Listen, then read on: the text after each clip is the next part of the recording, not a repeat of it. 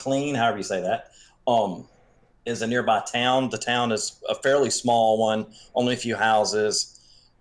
There's not even a blacksmith, but one of the best leather workers in the valley lives here. Um, but most of the items you need at the local store will be available. Are you using the actual resource for that? Yes. Okay, that's wrong. Klein is actually the second largest outside of Torlin. It doesn't have a blacksmith. I know that much. I know Torlin is the second largest. The largest is Milner, which is the capital. Okay. A little further on down here on the map, y'all should have that highlighted next to the Mage Islands. Y'all are in the very northern end of the valley. So there are several options for the party. We'll say y'all have met at the local inn and are kind of getting to know each other.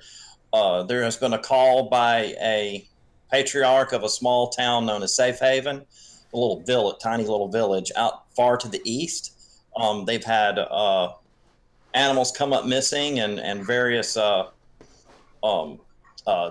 people have been dug up out of their grave. Dead people have been dug up out of their graves, and the bodies vandalized or missing. That's what piqued Alexander's interest.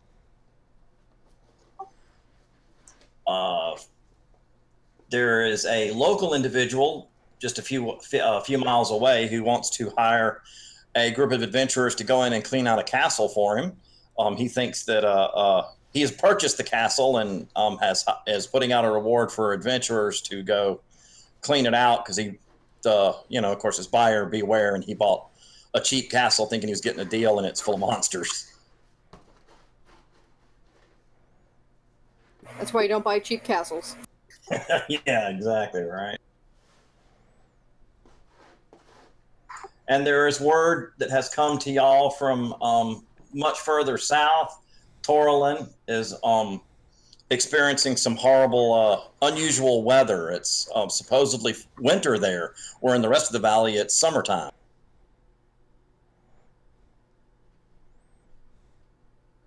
So we get to decide as a party which one we'd like to look into? Absolutely.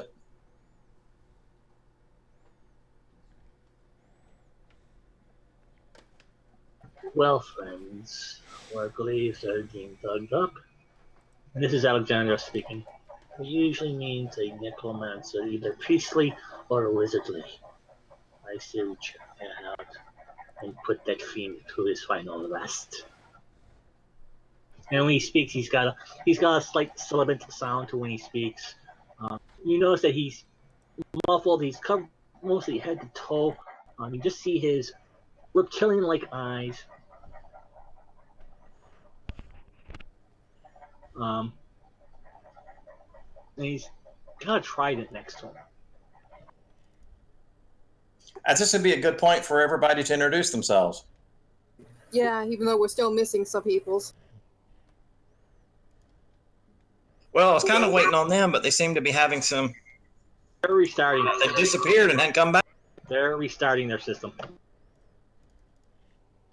Oh, I see it now, yeah. Oh, technology, the logical idiots that it is.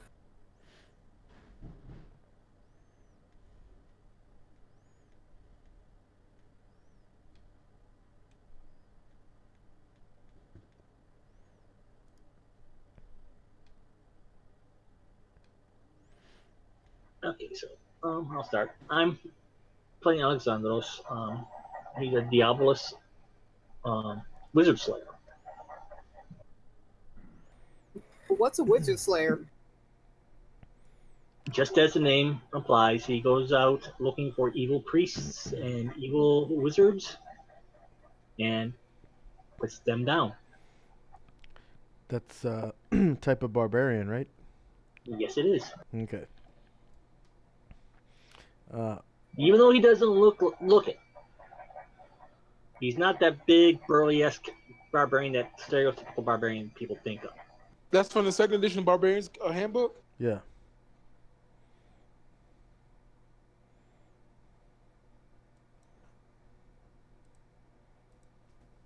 There is a outlandish appearance to him. Like I said, um, he's covered basically head to foot. You only see his reptilian eyes, and from what you can see of his eyes, there's a bluish tint to his skin. He has a trident. He's got gloves on.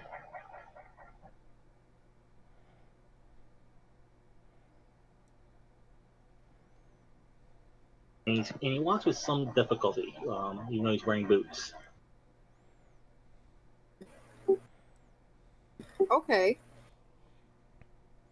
Does someone else want to go next, or should I? Go ahead. My character is Zagreus. He is a relatively normal-sized looking man, but he's got the fairer features of an elf, so it's kind of easy to assume that he's probably a half-elf. He dresses kind of dapperly, but when you look at him, he looks like he hasn't been out in the sun that much, so it's very easy to discern that he's most likely some type of mage. He's got dark brown hair, very pale skin, and icy blue eyes.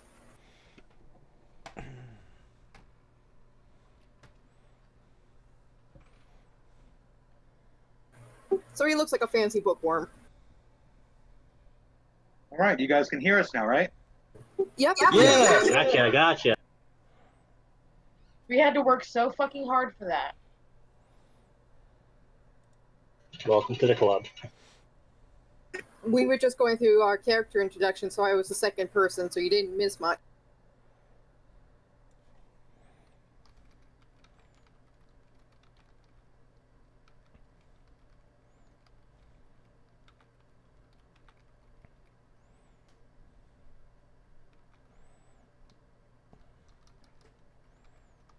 Who wants to go next?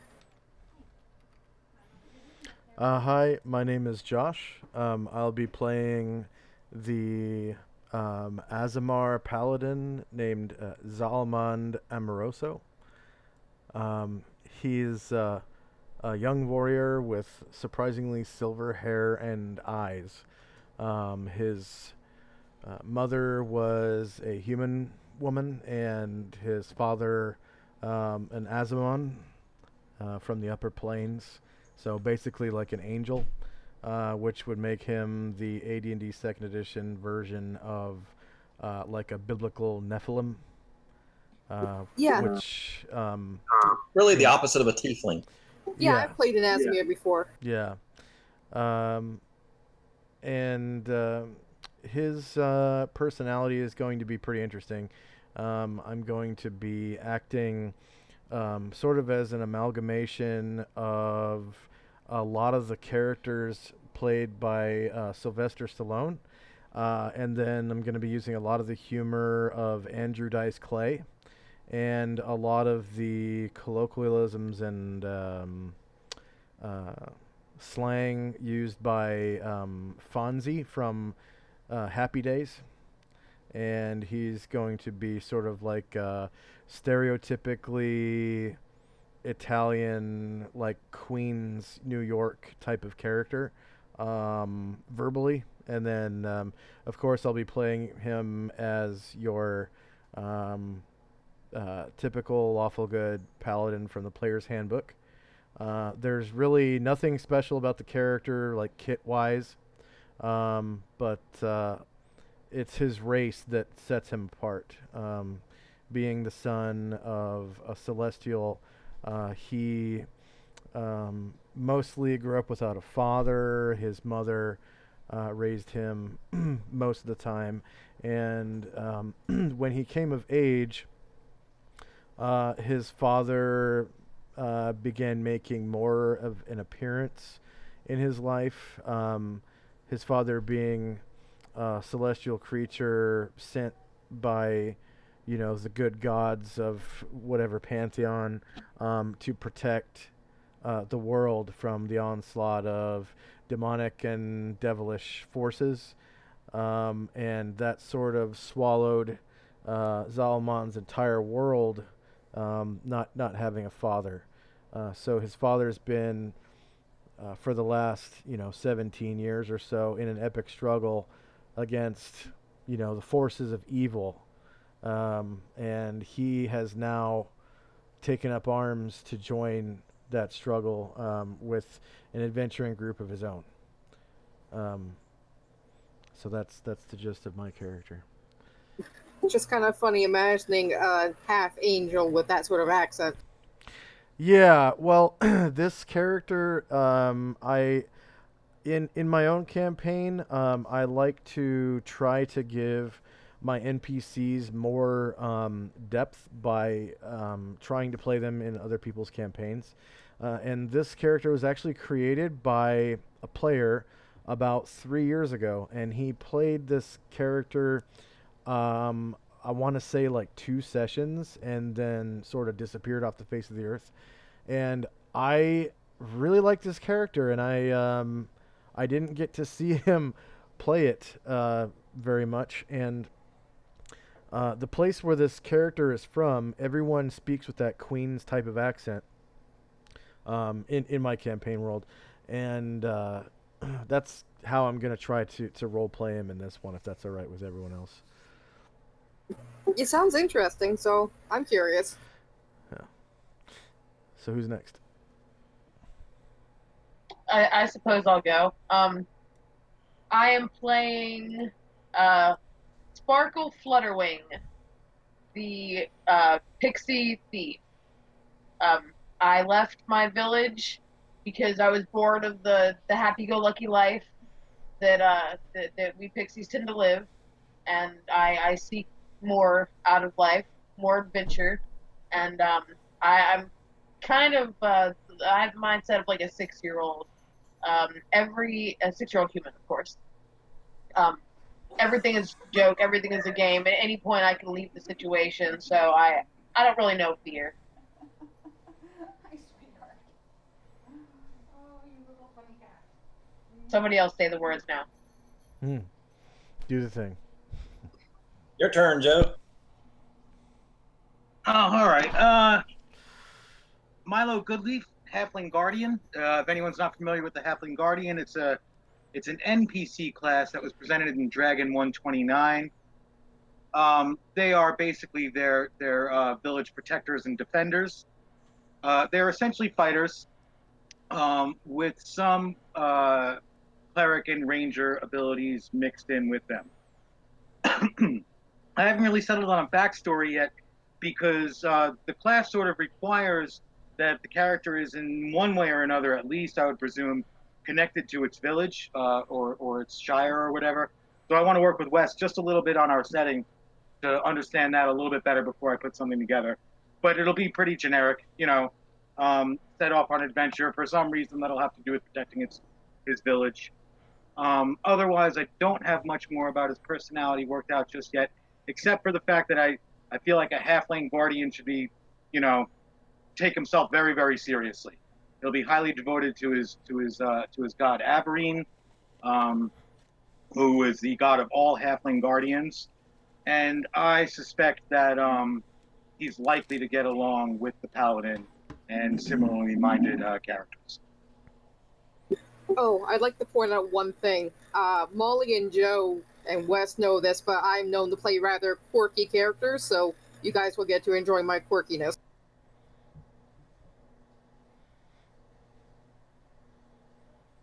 Yeah, I think we've kind of got an odd bunch, so this should be fun. Yeah, well, Molly, you put up with fits every week, and you put up with silence before that. I put up with a lot of shit from a lot of players. Well, after further investigation, I think it's either Klein or the other city south that actually has a human and halfling community, that the humans and the halflings are actually separate, and then eventually the city became so big that the halflings left their burrows and started living in cities just like the rest of just along with the humans. I can't remember which city it is. I'll go through the material and let you know, Joe. Okay, copy that. But he would be aware of the fact that there is a Torlin, the city to the south, has been plagued by an eternal winter. It's been going on for about 2 years now. There is speak of possibly were creatures at the cause of this. Interesting. Okay. He might even be out seeking others to help him and he has heard that only weapons of magic can kill these creatures.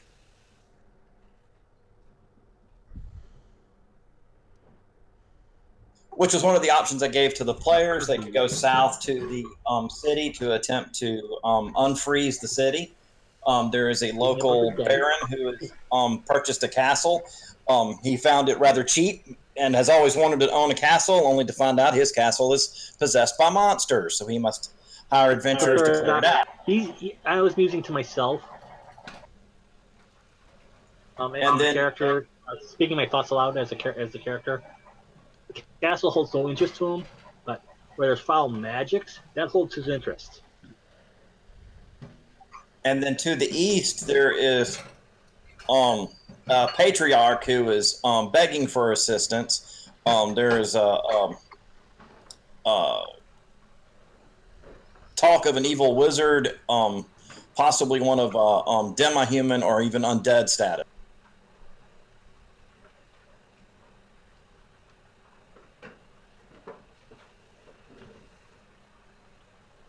But y'all would have to travel to either one of those places.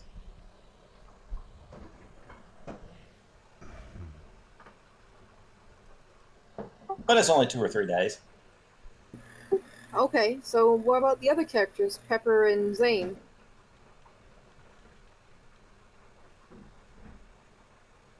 I believe he's going to. Okay, I'll go.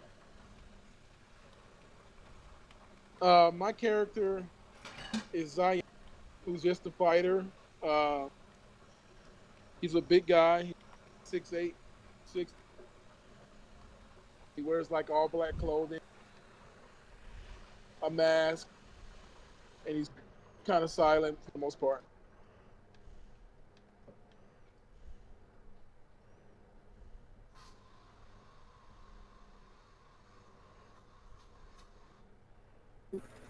Okay, and what about Pepper?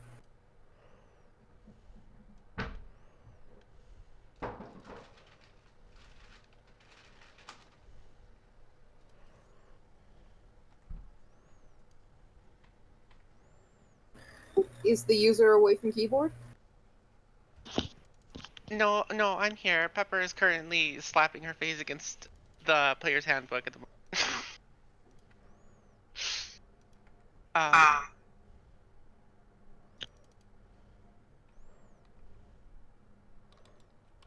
I would start with the basics.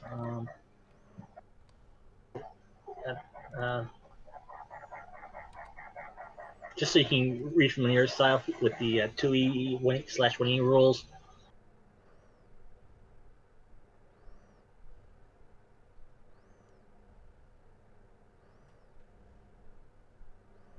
Looks like you're going with a elven cleric. Yeah, I was gonna ask if dark elves were a thing in 2nd edition. Looks like they are, but they're monster manual only. No, Yeah. they're actually a race. There's a handbook called the Complete Book of Elves, which expanded the elven race to include dark elves / drow. Okay. However, they are not available in my campaign. Oh, okay. And for any of the optional books, I would recommend going to here. And I'm going to take.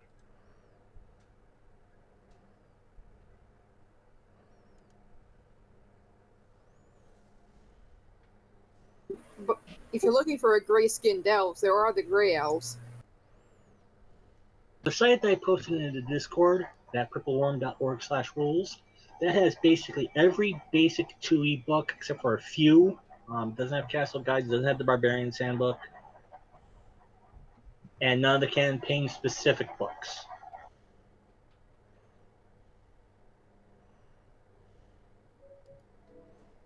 A cleric would be easy with because all you gotta do is pick 1 or 2 weapons, a few non-weapon proficiencies.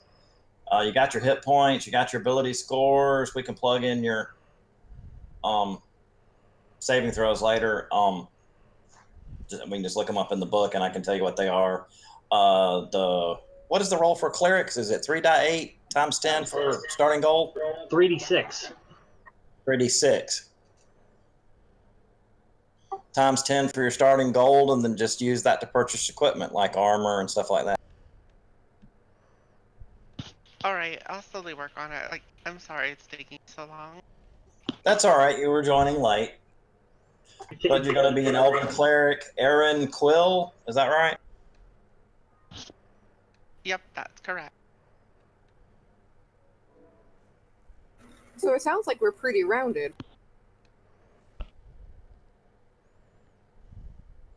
Yeah, y'all were kind of needing a cleric pretty bad. I think the one person that's not here is playing a rogue type.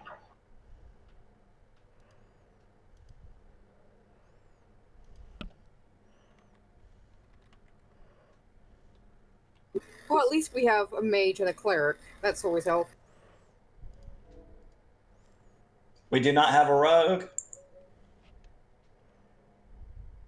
I didn't hear anyone saying they were playing a rogue during the intro, so which is assuming that maybe the guy that's playing Jack is playing Keen.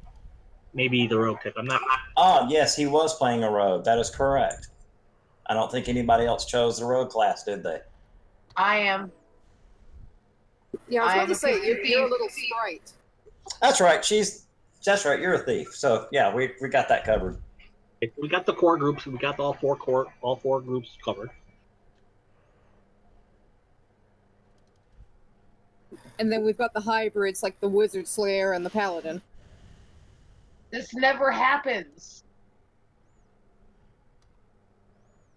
You mean we don't usually just get a normal adventuring party? Everybody ends up as meat punchers?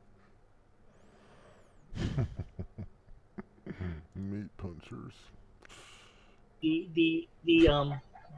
My character's race has a unique ability, which made his character build so easy to come up with. That's why I took the Wizard Slayer kit, and that will come into play. I'm just happy I finally get to play my mage because I got to use him for like 3 sessions and then he got turned to paste by freaking cloud giants.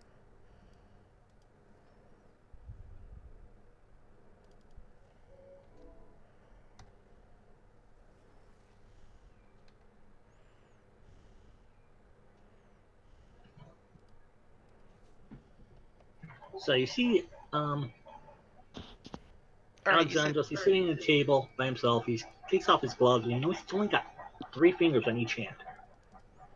Oh, so he's like Nightcrawler. More or less. That's kind of accurate. More or less. And he starts writing down notes: safe haven, possibly undead, evil priest, necromancer, Torlin, eternal winter, fall magics. I guess my character will come pull up a seat to take a look at your notes, because the necromancer thing has gone very interesting.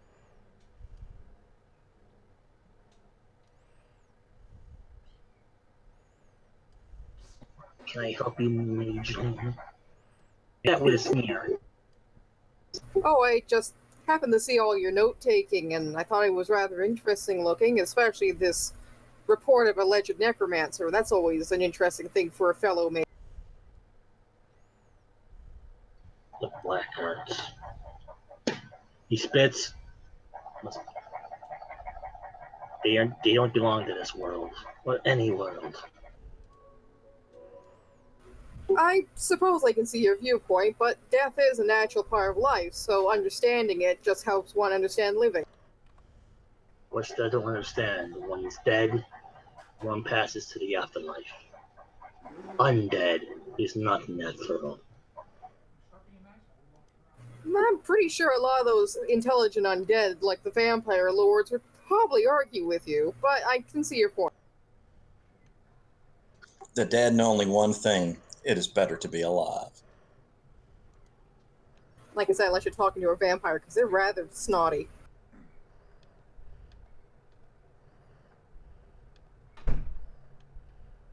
Well, those twinkly cons are.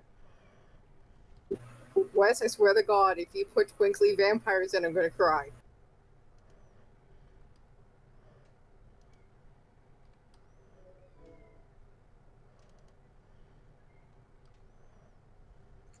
D&D vampires are evil bloodsuckers. There's two types. Yeah, but they're still intelligent evil bloodfuckers. So we got 2 votes for the Patriarch in South Haven. Any other votes? Wait, where were the votes? You two were saying y'all wanted to go after the Necromancer or the evil undead? Oh, yes, I'm curious in the evil undead. Yo, I think I'd like to slay some undead too, if you know what I mean.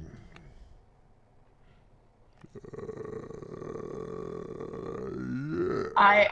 I have to agree. I enjoy fighting undead. My character doesn't give a shit. It's all just a game. What say you, Halfling?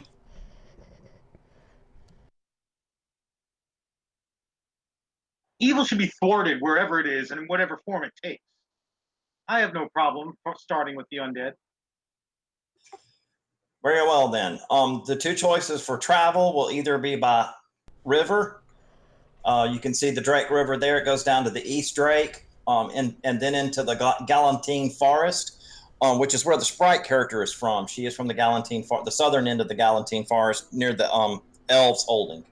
She would be aware that the northern part, where this river starts to branch off to the northeast, which is where y'all are headed, somewhere over in this area that y'all can't see at the moment, that is the land of the Gnolls. So traveling by river, you would be likely to be attacked by Gnolls or run a risk of it. Traveling east would be faster, much shorter in the distance, probably about 3 to 4 days. But it is traveling through the burning hills, and there are known to be kobolds in those areas.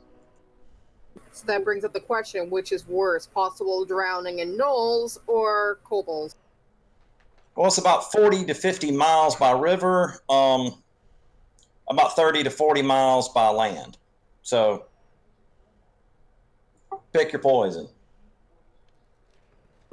Well, I'm not an exceedingly strong swimmer, so I don't really think falling in would be my best option.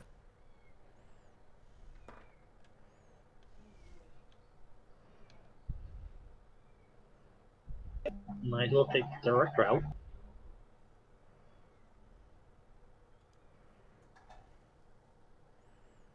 Do we have any dwarves in the party? I'm aware of. Just to point it out, to the far left of the map, you'll see Hearthhome. Past the Farlos Hills, that's the home of the dwarves in this area. A little background on the history of this valley. Originally, the dwarves and the elves were the first to arrive here. After a time, they ended up warring with each other and killing a large number of each other. Then the orcs invaded, and they banded together to fight the common enemy. Later, Gnolls advanced into the area, as well as goblins and kobolds who were pushed out of the forests, and Gnolls pushed north by the elves in the Galantine forests. There was an ancient war. After that, the humans showed up and kind of worked as a mediator between the various races, keeping them from killing each other. Eventually, they rose to predominance a wizard school and a fighter school. And in time, the two of them warred with each other. And this left a large swamp area and something known as the Wizard Spire, which is still rumored to be haunted to this day. Much of the land is scattered with magic items and artifacts from those ancient times and those ancient battles. In some areas, they even employ people to go wandering around in the grasslands to see if they can find an artifact or an item from ancient times and are paid for finding it. That's how some villagers make their living. Huh, that sounds rather interesting. Just want to give you all a little background on the area. It can travel about, the average party can travel about 20 miles per day, and across flatlands, across the hills, it'll be decreased a little bit. About 30 miles to average, so probably about 20 miles over the hills. Do you have the supplies you wish to take with you? I do. Yo, Alexandros is what's all the set. weather like during this season? The Burning Hills is known to, well, the name kind of says it all. Hot, dry. A lot of brush fires. Yeah? Well, not a lot of brush to burn, so there's little pockets of forest, little pockets of grassland in the hills, but mostly like a steppe, dry area, not desert-like. There's still So grass. it's like the African savannas then. Not quite that bad. The valley itself has an overall temperate environment and it's summertime, so it's not going to be that bad. It'd just be hot. So Okay. kind of like the Ozarks in the summer. A little dry. Know what I'm saying? I think we talked about the terrain enough, and that we should like play Dungeons and Dragons. Oh, what is the scale? How big is this map from the top of the valley to the bottom that I see here? I think it's around 100 miles. The actual scale on the map is 1 inch per mile. I think What I cut out on us there. I don't know what I didn't hear that. Sorry. the measurements are pretty accurate on the map itself when you use the arrow like you would on a regular map. Cool. Thanks. Well, I'm ready to pack up and go hunt a necromancer. All right, I got a little cart here to represent the party. The first day of travel, y'all make good time.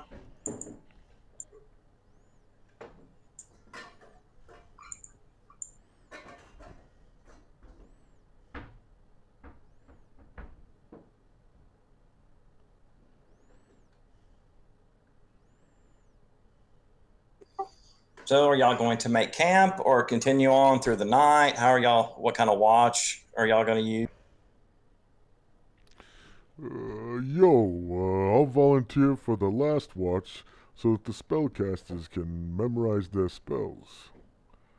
Yeah. I'll gladly go on the second watch. I've got infravision, so I'm helpful that way. And I'll take the first. I'll take first too. Does that mean all the spellcasters are on the third watch so they can memorize their spells? I'm on the second watch just in case for that. Oh.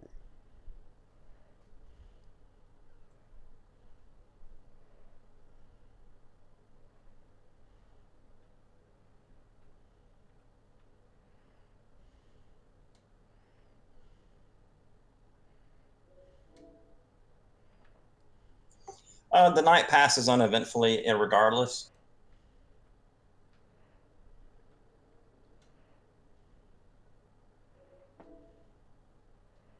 That's always good. Then I guess we continue on. Alonzi. I was ready to take on kobolds. Kobolds, yeah.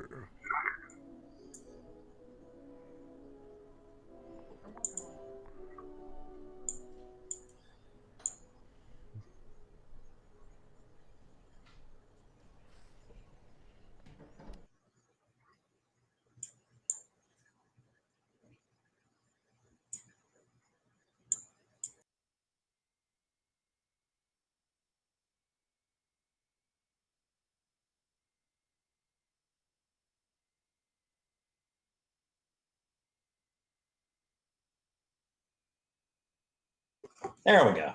That should load. Wes, will you be able to drag Yes. my token? Otherwise, I'll have to re-upload it again. I've saved your token to your character, so all you have to do is pull them out. Oh, cool. Thank you.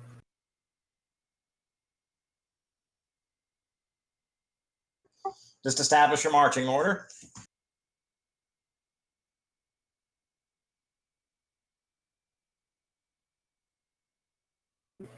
Certain character names aren't showing up, Wes. I only see Erasmus now.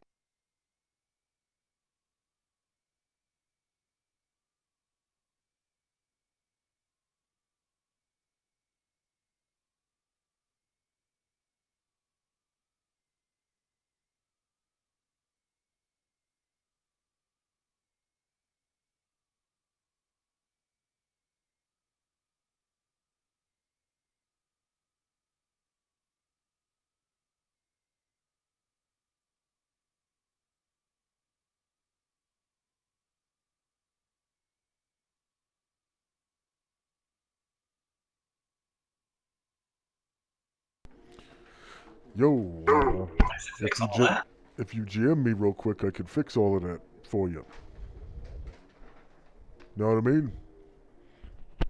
Bada bing, bada boom. Know what I'm saying? Which direction are we? South. There we go. If you right-click on your tokens, you should come up with the gearbox. Go ahead and click on that, and you should be able to enter your names in the text box that pops up. Everybody should be showing at this point. So Now if they drop them from the character from the journal. So I had to enter my name. The DM didn't set that stuff up. Yeah, I didn't have it all set to the. I didn't have the box clicked where it says show nameplate. I had to go back and click all of that. You know, that tiny little thing you have to put the check mark in. You want I should fix that for you, DM? Should be fixed. Nope. It is. My name showed up, and I didn't do anything to make it do it. So yeah, it worked. Oh. Yeah, the thing is, though, I can only see the Azimir's name and my own name. The other name boxes aren't popping up for me. Should I refresh? Probably refresh. Wes. Because I couldn't see it until he changed. Wes. Yeah. You gotta hit the advanced tab on each of our tokens. And do the show name. They changed it.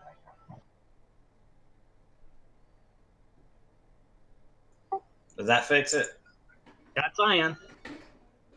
Yep, I got Zion as well.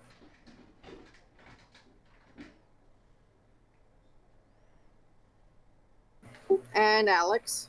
I just don't. Oh, there we go. Now we just need Molly.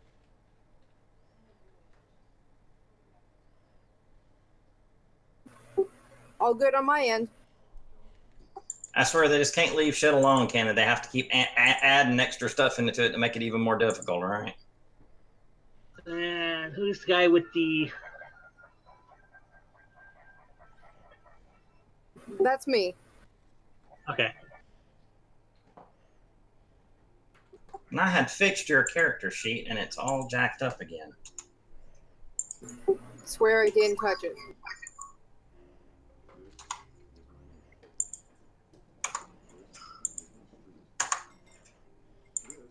There.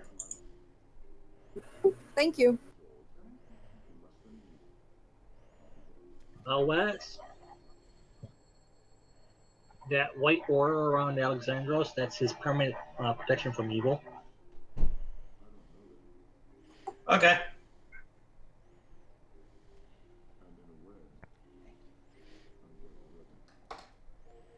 All right, y'all just get into a marching order. Probably want a fighter in the front and a fighter in the back. Which way are we marching? Pretty fast if I need to.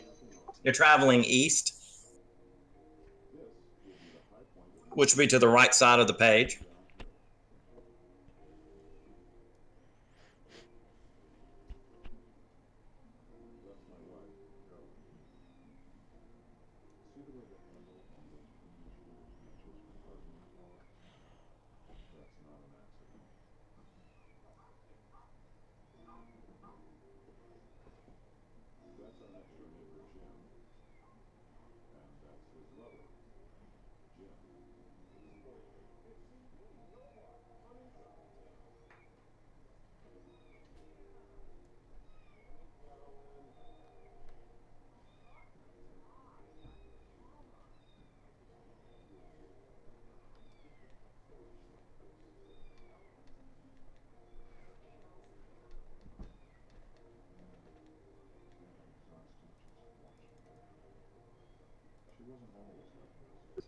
So are y'all happy with that?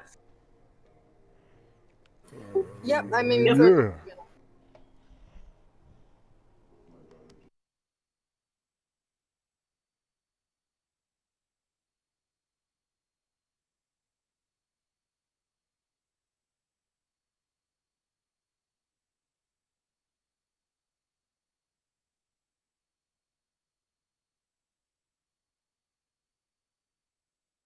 Huh. I like the paladin.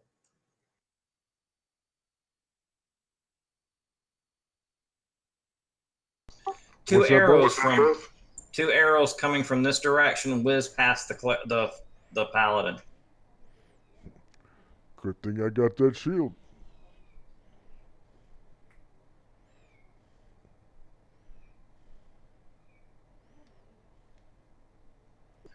Another one doesn't even get to Milo.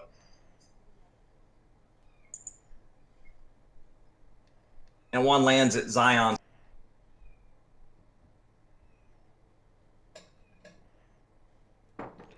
Yo, Where are they coming from? spread out and take cover. That would be a good time for initiative. Where are they coming from? That tree there. And this tree here. I can't see what trees you're pointing at. Oh.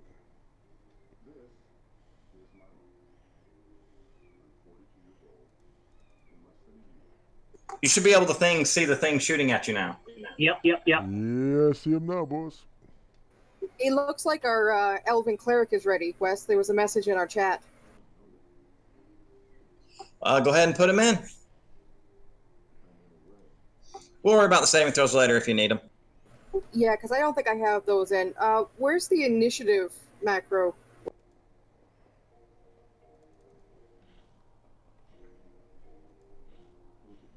Just roll a die 10 and I'll add you in.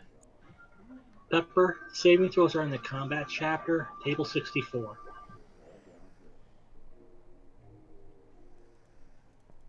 Depending on which book you're using, it's the 2E version. Would you just write that in the chat for me? Because I have the 2E book and I Sure, can just flip sure. it open. Thank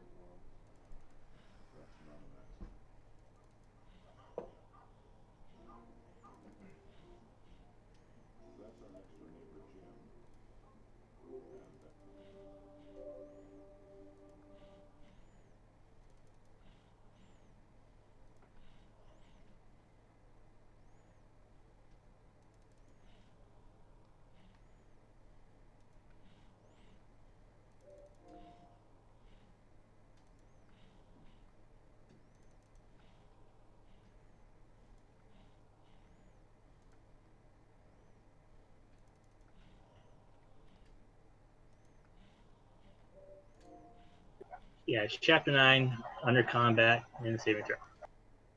Thank you. Just saves me time. You're welcome.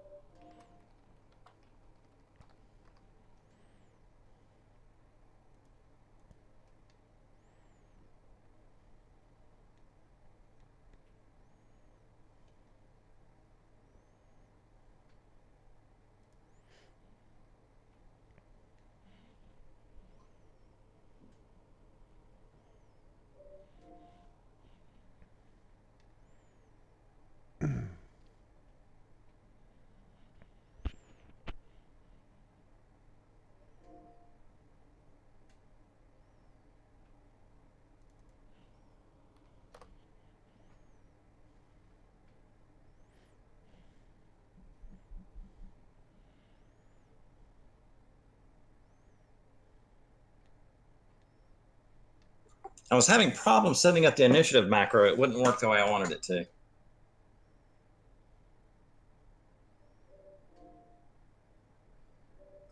Looks like you have the correct one, Mark. Took that from the table.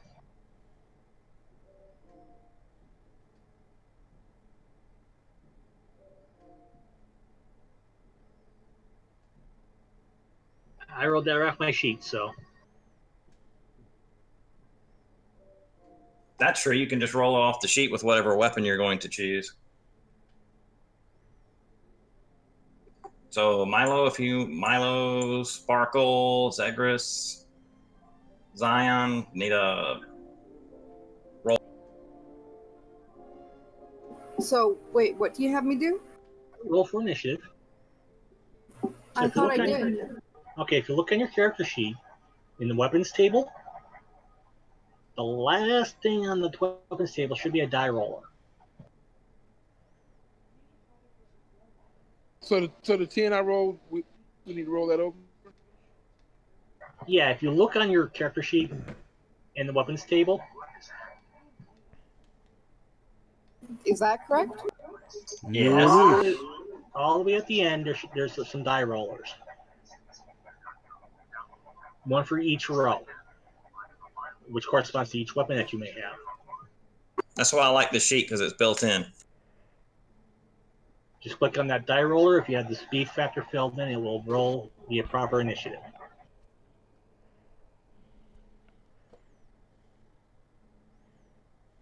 And make sure you have your token selected when you do. That way it'll be popped up in the turn order, turn tracker.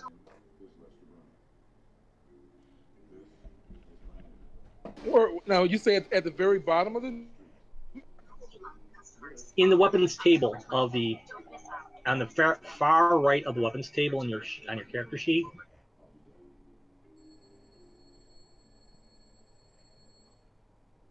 He hasn't added any weapons. That's why.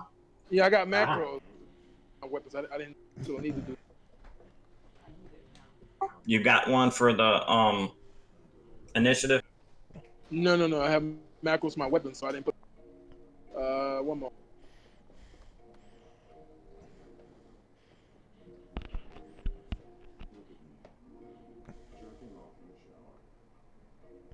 Just a quick question about those saving throws. I put it in the target box, not the modifier box, correct? Yes.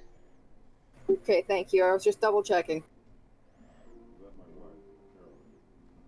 Usually the modifiers will go for that, for if there were any modifiers to saving throws, like for high wisdom or dex or item.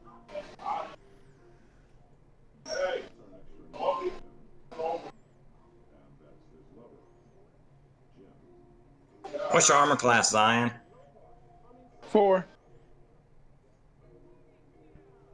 Are you using a shield? No.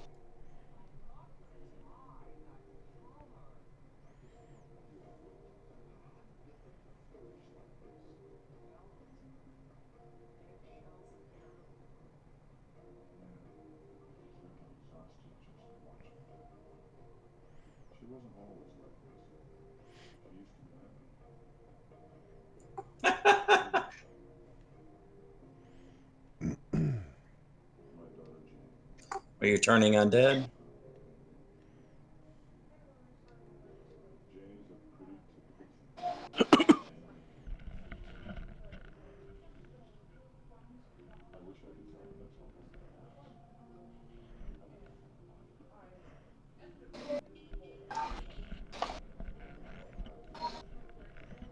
Looks like you got it.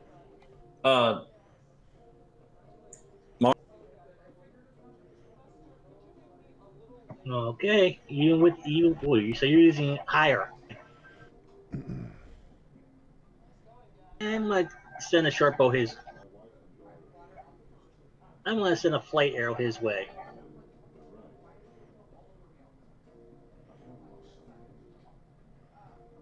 Yeah, I did click the button backwards, didn't I? Oh well. It ain't too late to fix it.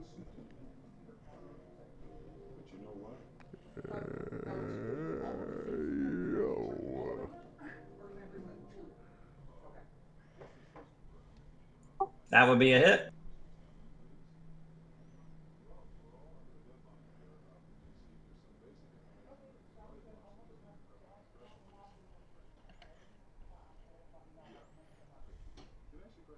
I don't want to be without them for that long.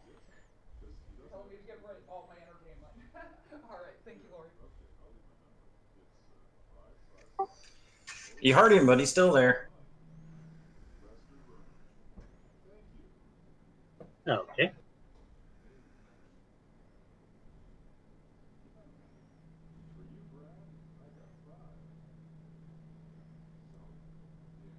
How do you do multiple attacks? Wes? Just usually do the second attack at the end of the round. Okay.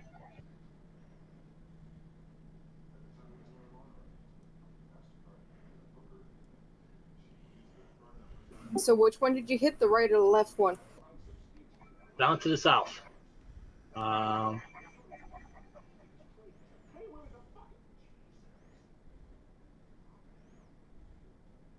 Ah, okay. I wasn't scrolled out far enough, so I'd only seen the northern one.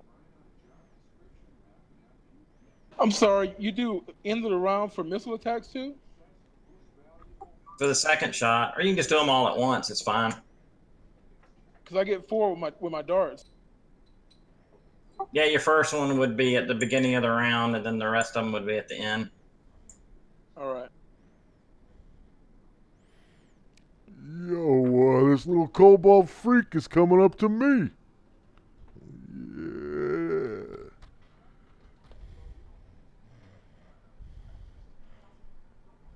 Ah, Milo, he hit There you. it is. First crit of the game. For the big 3 points of damage there, Milo.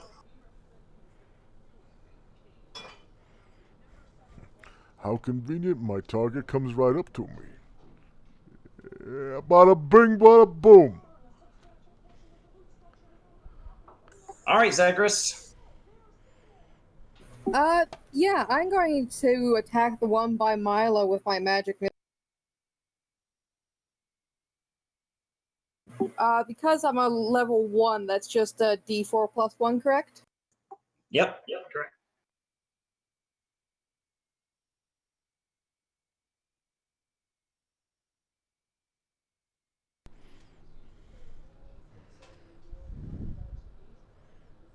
You hurt him bad. He's bleeding profusely.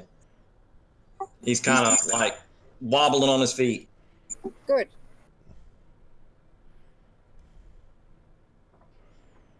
You're up, Milo.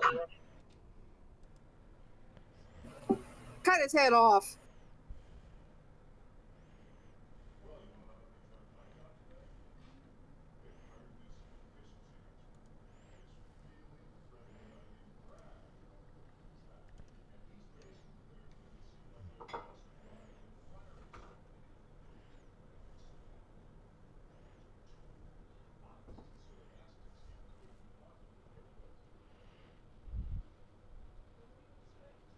You there, Joe? Joe moved, so Hey, yo, Oh, I see. Who you shooting at? any evil creatures inside of my black circle get a -2 to hit. Here, he's Yeah. doing things. I counted that in, but with a natural 20, it hits regardless. Yo, I know.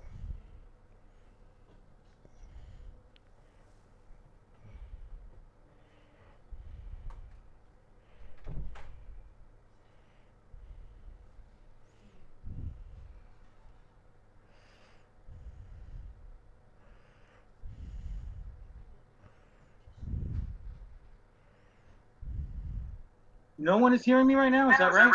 We just hear you Yo, I now. hear you. But no one was hearing me before. Correct. That's right. No.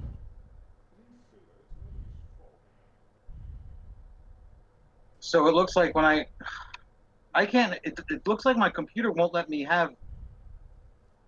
It looks like I can only use one tab at a time. Hold on, let me try.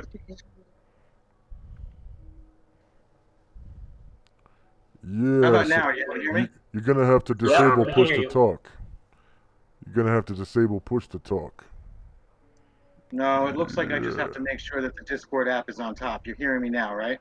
Yeah. yeah, I Yep. got you Yeah, now. that's what the issue is. All right, hold on. You could So my actually. the question that I asked that you guys didn't hear was Wes, if did that first one kill them? I was shooting the one to the north of me that is on the right. Did that shot hit and kill it? The north on the right here. No, it didn't kill it. Okay. So then now here's my second shot. It blooded him pretty good. I don't even see a first shot.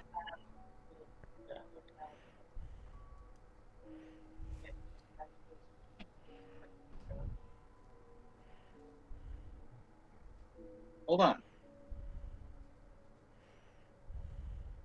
Okay. Now what are you saying? I said I didn't even see a first shot pop up. Me either. You're rolling the initiative button. That's the wrong button. Go over there to the hit button. And in the middle of the table is the weapons table is the 2-hit.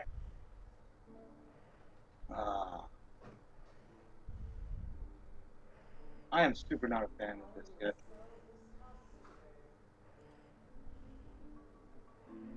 Don't like the sheet.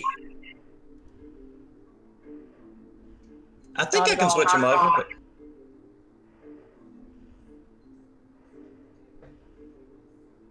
I think I can switch the sheet over, but I'm afraid it'll mess up a bunch of stuff. I'll get used to it. Yeah, it took me a little bit of getting used to as well. Those would both be hit. And that would be enough to kill it.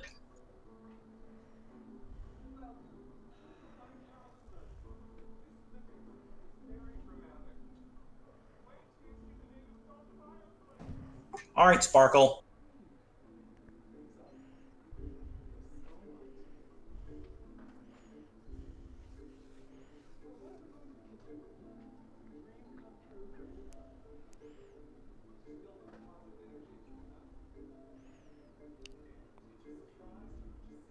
Yo, Pixie girl, you there? Yo. Yeah, I can't hear Molly either now, since she's using Joe's machine. And there's the delay with their actions. I'm just starting now to get their Milo's attack and damage rolls. Yeah, I just got those too, all of a sudden.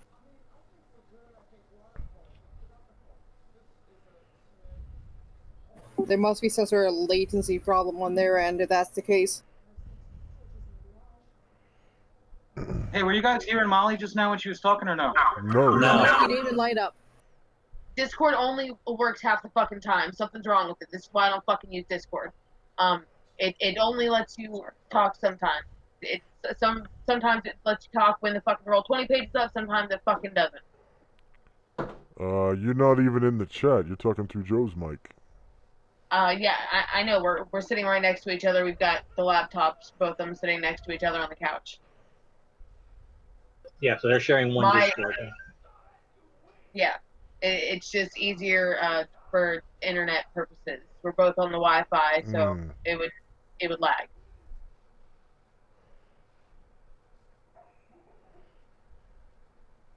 So what's Sparkle doing? She's holding action right now, staying invisible, out of the way. I sent a message to Pepper to tell them that, you know, they should drag themselves into combat if they're ready. He dropped off, I think. She's here. No, there she is. Yo, which one of these two is injured? That one right there with the gray. Alright, then I'm gonna use my Baba Ganoush to squish him like a cannoli. That's the weirdest thing I've ever heard an Azimir say.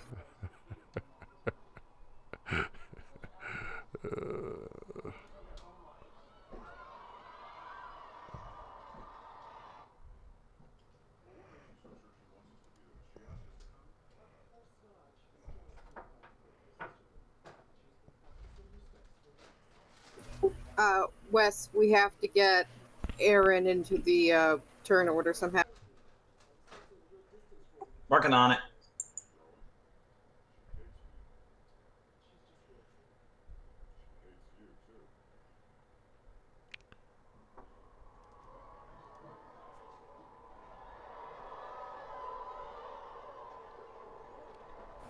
just a quick out of character question. These are kobolds, right?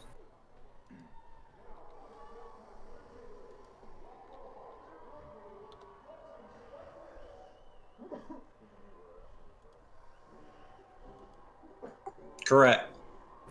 Okay, I just wasn't used to the little sprites, so I was a little bit confused.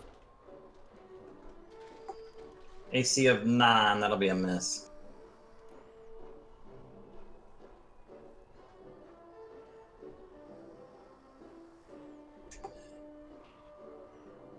That one's dead.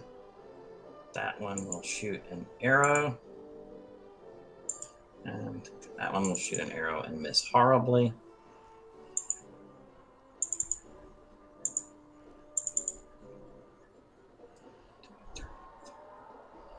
Zagreus, an arrow comes your way for 3 points of damage. Ow.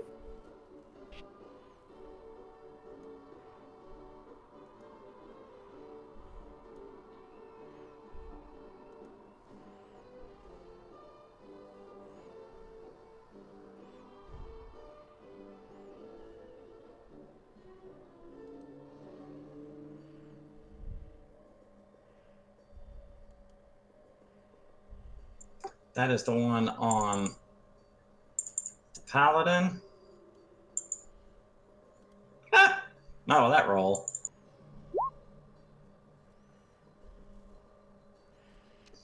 Zion, I never got a initiative roll from you. But you can take your action now if you like.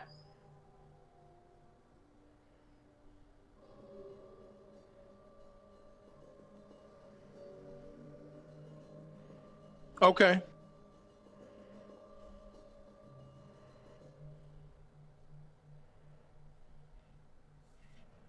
Oh my God. What's wrong? Oh, I see now. So is this the first edition character? No, it's the second edition.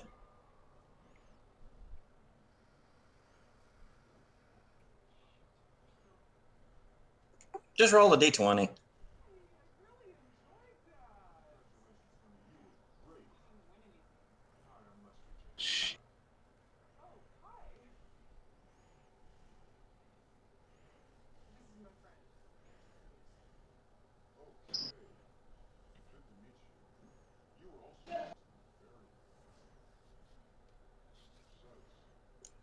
That'll be a definite hit.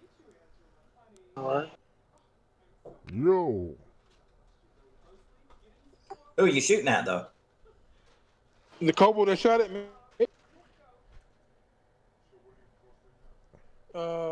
Yep.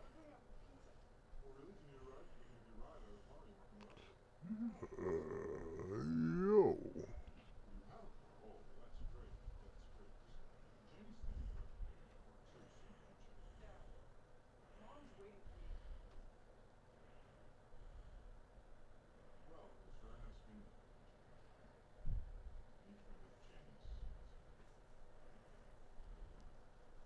This thing is lagging. Yo, I know, right? That's roll 20. It's lagging for everybody. I'm having problems moving stuff around. If it's still up, I got 3 more.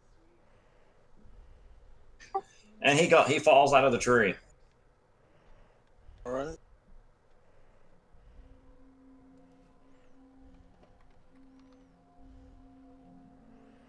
I don't know if I can attack anymore.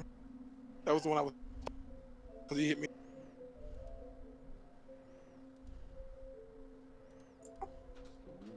You still didn't give me an initiative roll. Just roll a die 10. I thought I gave you an initial roll for that G.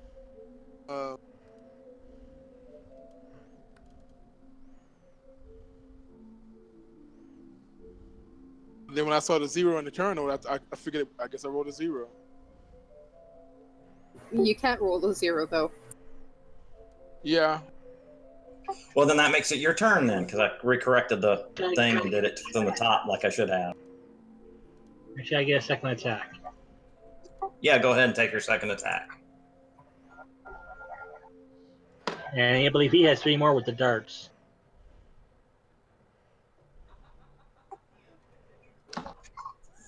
Go ahead and pick a target. Okay.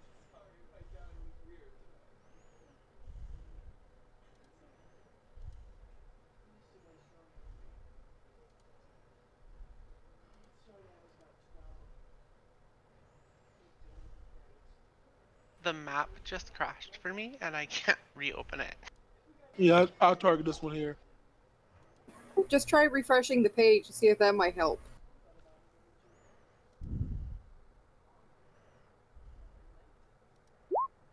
It's roll 20 because I just had a creature that I selected probably a good minute and a half ago, and he just suddenly appeared on the token table.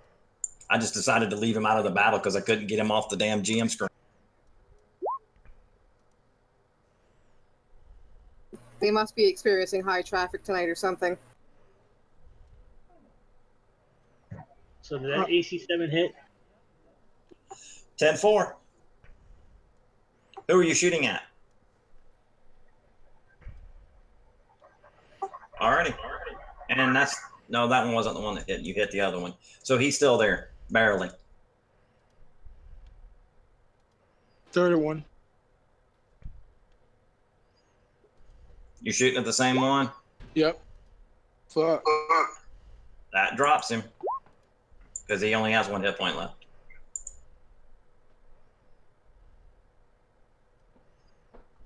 Are there any more?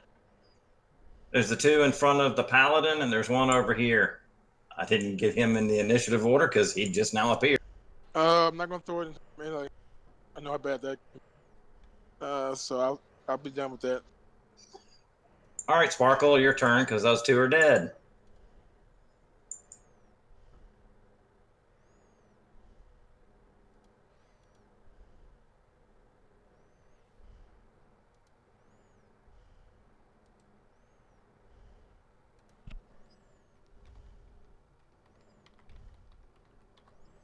Gonna go for the back attack on that one.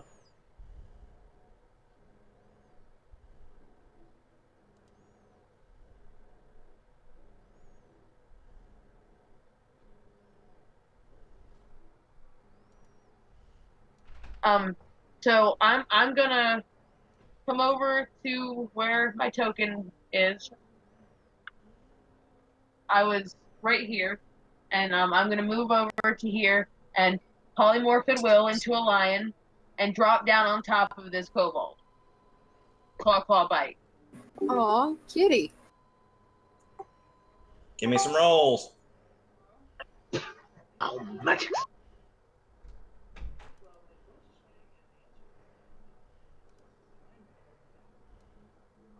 Claw bite. That first one probably hits. The other one's probably missed. That would be correct. What's the damage? D6 or D8? I think it'd be D4 for the claws and D8 for the bite.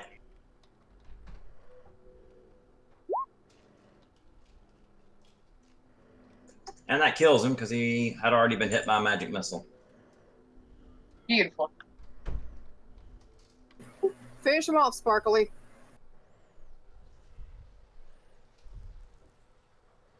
And now we have the Divine Paladin. You can get him.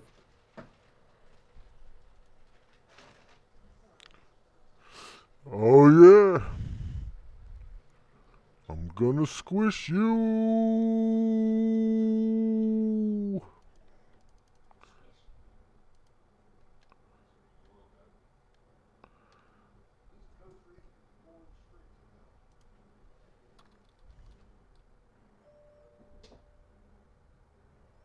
Afraid not.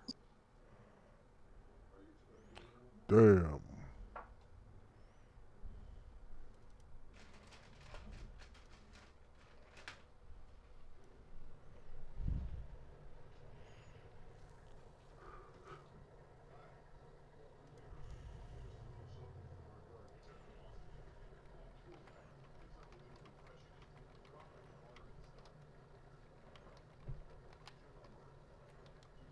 That's as far as he can actually get because he's a damn kobold. Zagreus, your turn. With 1 hit point. Yep. I'm gonna move up and then use acid spit. On. The guy I'm directly in line with. Need to be a little closer for it. I think it has, what, a 30-foot range? Oh, okay, yeah. Go ahead.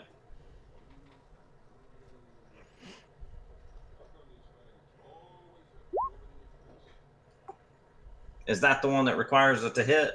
Yes. And that won't do it. Yeah, I kind of figured as such. All right, Halfling Defender, let's see what you can do. It'll be a point blank attack with my bow.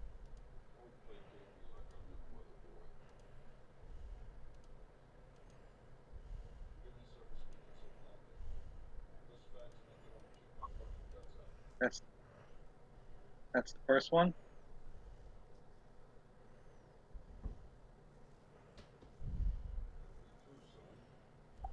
AC 8 hits. No.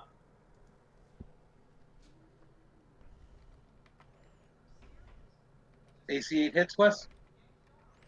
No, he's got a little bit better armor class than the others.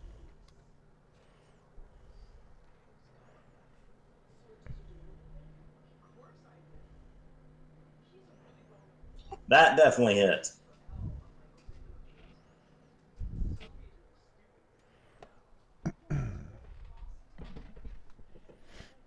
Now, Wes, remember, since it's a point blank attack, it's double damage. The regular damage killed him. I'll make my own macro to make those work better. I'm okay with this character sheet. I think it's just gonna get some getting used to. Aaron, your turn. How many squares can I move? 30, I believe. So I just want to move right here and hit this thing with my mace. I can do that, right? No problem. Awesome. Knock his lights out.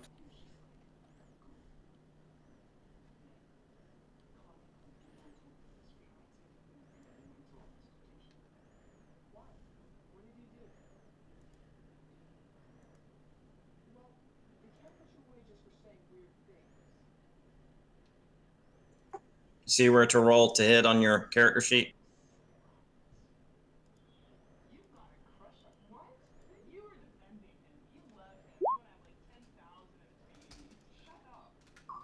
Very good. That'll be a hit. So next to it should be a damage. Roll your damage. Which I think is what, die6 with a mace? D6 or D6 plus 1. Yeah, d6 plus 1, that's it.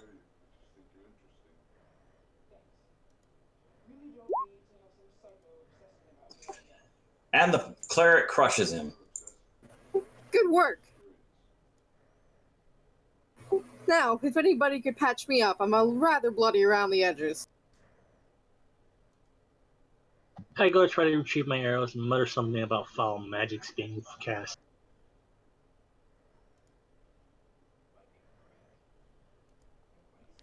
Yo, I'm just glad everyone made it, okay? Hey, anybody too worse for wears? I am. I'm not doing too hot.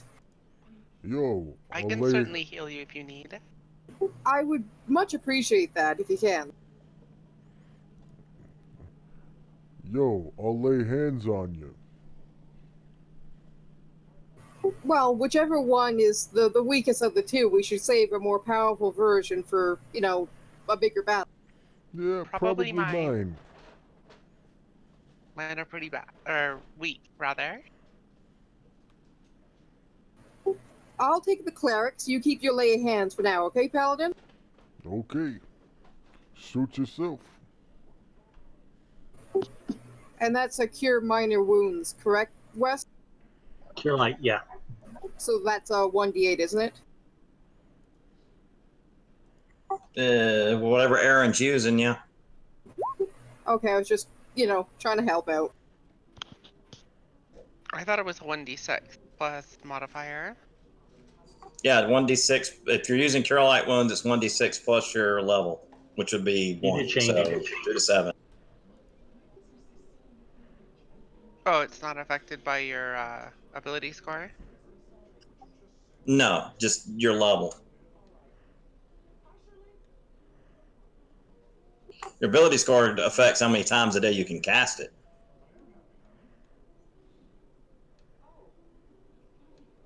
At your level, you should have three castings of it with your wisdom score.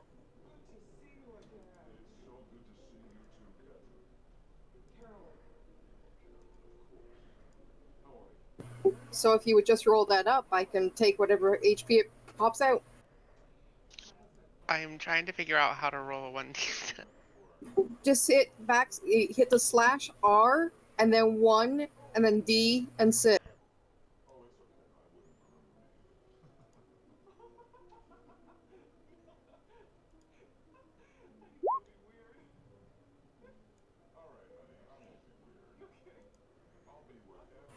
I typed how to do it. Oh, there you go. Well, that was plenty. Thank you. I'm back to full health again.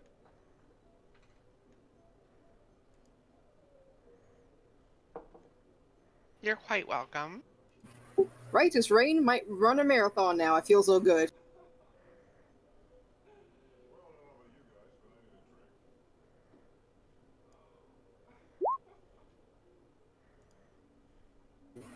Wes, may we loot the bodies? Of course. I would like to check the one above Aaron there.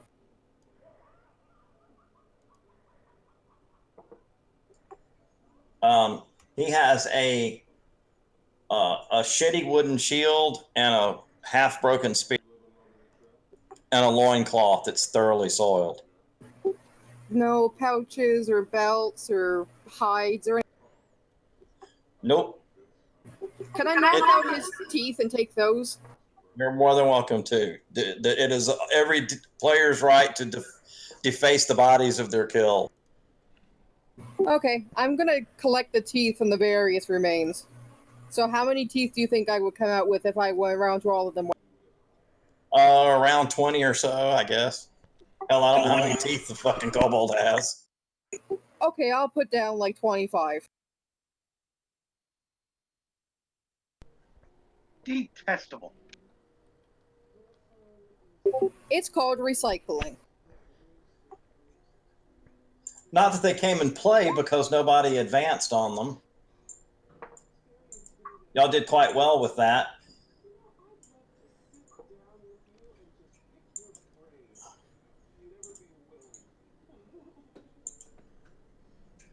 As there were 2 pit traps there that nobody blundered into. That was good.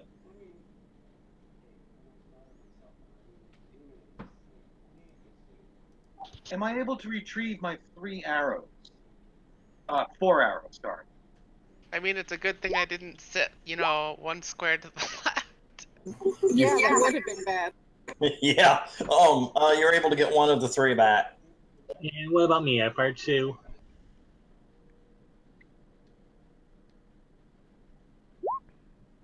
You get 1 back. Okay.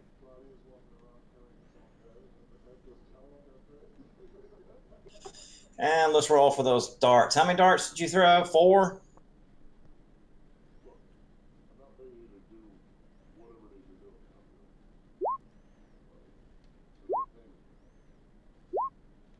You get 2 of them back, however many you threw.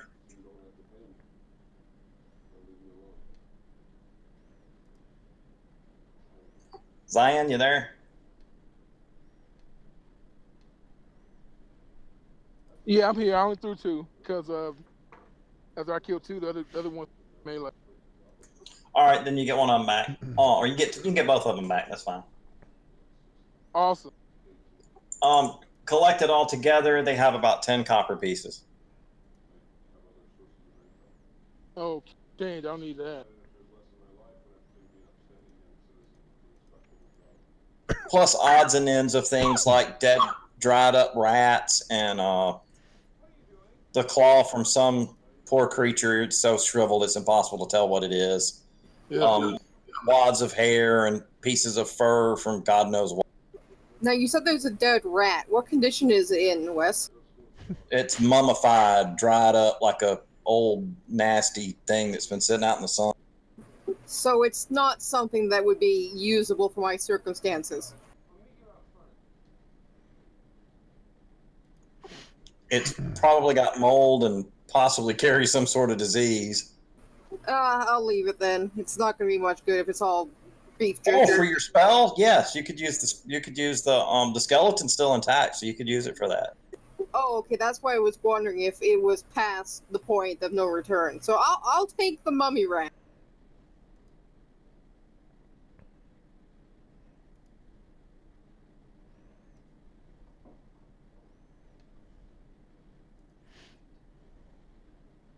And I'm already back to hoarding weird shit again.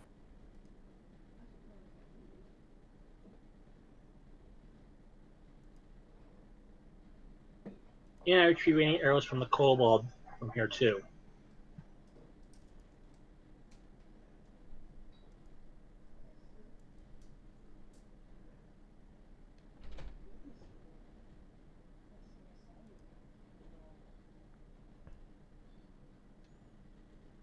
Well, that puts it about 2:00 in the afternoon. Do y'all wish to continue on traveling, or what y'all want to do?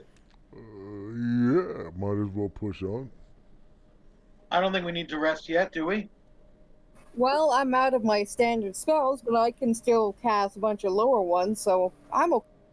Let's continue until night.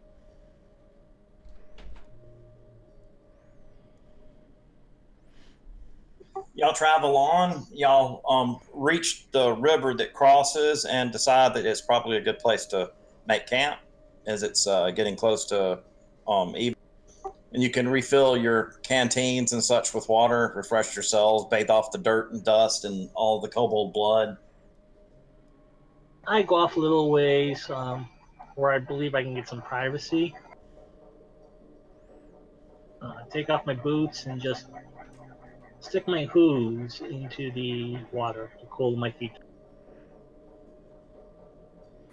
I'm gonna come join you so I can refill my water skin.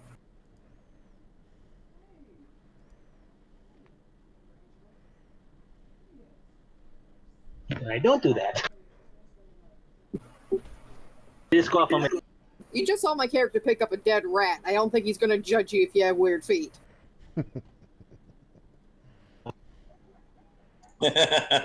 No offense, but I tolerate your presence.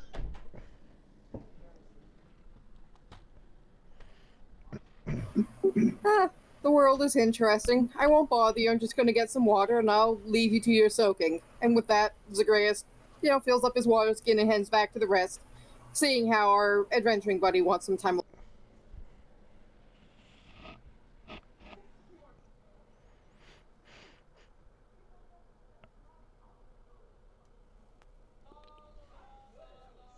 Follow the standard watch.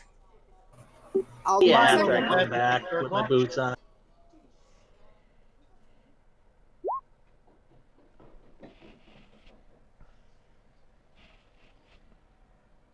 The night goes by uneventfully. Everybody regain their spells. For DM's notice, I'm regaining magic missile.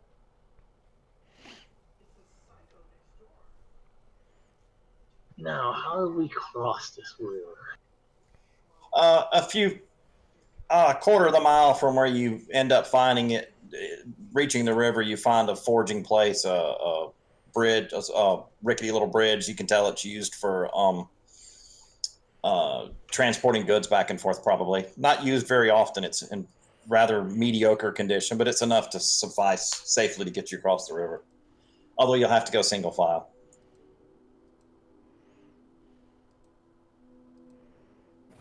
Well, I'll bring up the middle since I'm a squishy boy. And how wide is it? 5 or 6 feet. Okay. Since I'm the lightest, I'll go first if you'd like. I'll wait till everyone else crosses over first, and then I'll just cartwheel over. Cartwheel over. Okay. Everybody's able to pass over the bridge without any incident. No, I can't reel over the river. Y'all get to the edge of the hills just as nighttime is starting to settle. You can see the forest off in the distance. You can travel through the dusk time if you want, or make camp here. I would suggest making camp because the forest is filled with nightly terrors. Grown. Says the one who was ripping teeth out of kobolds. Doesn't mean I'm reckless. You're pretty smart. You think it's gonna be safer out here than in the forest? Well, if we get off the main path, go off to the side, and keep our camp low, and keep the light away from the forest, like, say, behind a small mound, we should stay out of sight. Alright, sounds like you know what you're talking about. I'll defer to you then. If that's okay with the rest of the party, then that's my suggestion for how we should make camp. Just keep the light away from the forest. That way we don't attract any unwanted attention. I'm fine with making camp here, and if we do so, I'm going to use my self-heal ability to restore my hit points. And, Since I should have done that previous day. If there's any spellcasters that need to regain their spells, I'll guard you while you pray or study or whatever on the, the third guard shift.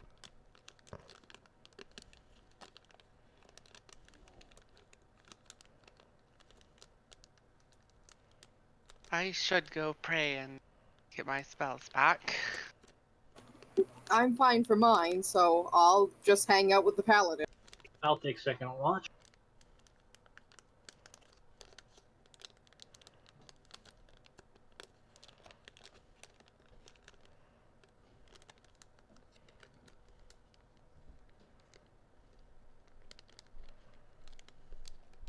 I'll take first watch for someone. I'll Yeah, go I'm first still on watch with first. you. Yeah, first is my normal watch. Oh, if you want first, then I'll gladly go second. I'll take which watch I want. No, In I what meant form I Zion. wish. I know as a very feisty young pixie there, you would do whatever you wish, but I'll take second if Zion wants to go first. Yeah. Perhaps I'll take all the watches with all of you. Looks like we found ourselves a nice campground. The night goes uneventfully. The next day, y'all travel not long, couple of hours, and you enter the Vale. As you can see, Haven's here ahead of you, maybe an hour, hour and a half travel. You pass the eastern and western sentinels. You can see they're just simple guard towers, a few archers, maybe a couple of crossbowmen. They just kind of wave at you as you go by. Now, is Haven a township? More of a village. Are there any artisans in that village? No. Not even just basic seamsters? Because I was going to say, can I try pawning off the teeth to either a leather worker or a seamstress, because they can use them for sewing?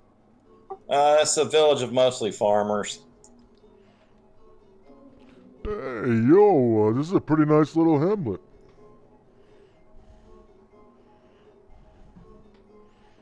I wonder if they got any local girls in ale.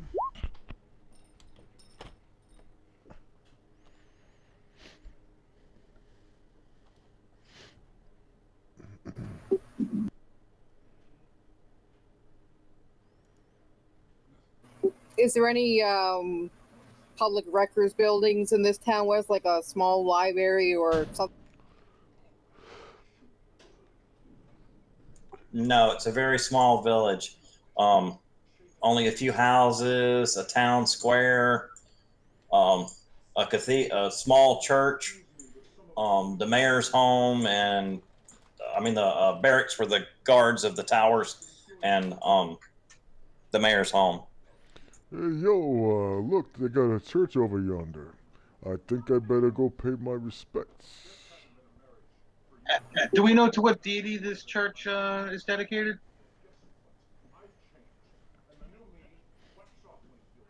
I think it's the Holy Defender.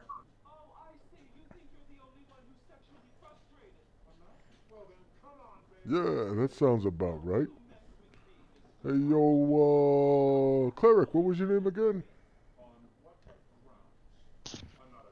Erin, Yeah, you wanna come along with me? Maybe we should. I'm perfectly fine.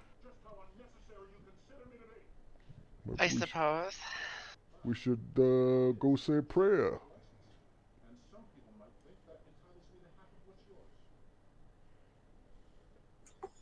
A portly fellow, a saintly fellow meets you at the door.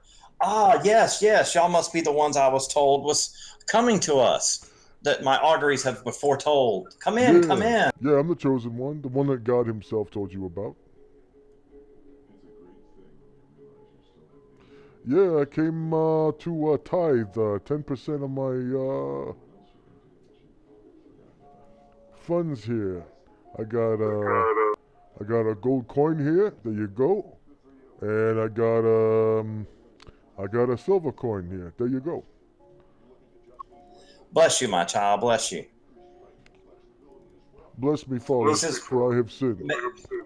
Maybe you could Just assist in, kidding. maybe you can assist me with a problem that our village has been beset by. Oh, sure, you know, anything. You name it, Father, anything. To the north, no more than just a half a day's ride, a day's travel, you will find from what the hunters of the local area have told me, is a tower that has been revealed in of itself, and they have heard horrific sounds coming from inside. They dared not go any closer. Bodies have been dug up in our village and the various cemeteries of the local farmers. You know, they bury their own on their own land, and have come out and found their graves desecrated and animals missing and ripped to pieces. Oh my Lord. That doesn't sound heavenly at all. Jesus Christ. No, just kidding. Surely brave souls such as yourselves could remedy this situation. Oh, yeah. Let me talk to my compatriots, and we'll come back in about an hour, probably. You know, and I'll give you an answer then. Wes, not sure if you saw any chat, but I went off looking for herbs. Yeah. You can find most of the common herbs in this area pretty easily. Any specialty stuff, you'll probably have to see if a nearby farmer might be growing it for some reason. Of course, there's forest mushrooms if you want to wander off in the forest by yourself. So, say I found some herbs, what should I write down into my pack? She's not by herself, by the way.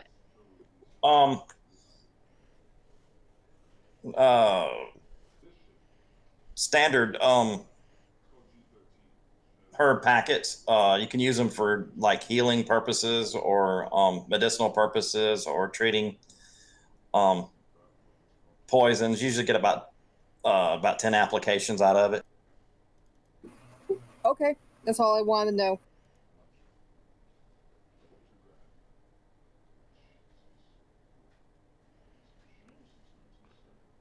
So, Aaron, we should go ask everybody what's up if they want to go north of here and, you know, find out what's desecrating the people's graves and stuff. That would probably be the best idea, though they should be allowed their time to do their business about the town. Yeah. I was kind of thinking maybe hopefully they got some local girls. And some local ale. You're worried about women right now? Well, it's been a couple of days. I got needs. Well, I suppose girl watching does sound a little fun. It was just the way you said that you have needs. Oh my goodness. Ain't it always fun? I mean, hey, know what I'm saying? Hey, by the way, look at all these beautiful flowers. Think I'm gonna pick one and offer them to a beautiful maiden.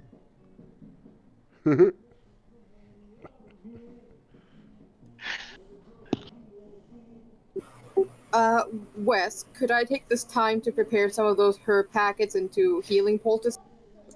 Of course, it only takes a few minutes. What is their healing rate? They add 1 point of damage per wound, on top of whatever healing skill you might have or first aid. Or they give you around about a 30% chance on top of your normal treatment of diseases or poisons of natural causes. Of course, magical poisons would be a different thing. You know, a magical creature's poison is significantly stronger than, say, just a plain spider or a snake or something like that. Okay, yeah, no, I was preparing them that way I could give them to our healer to help her out.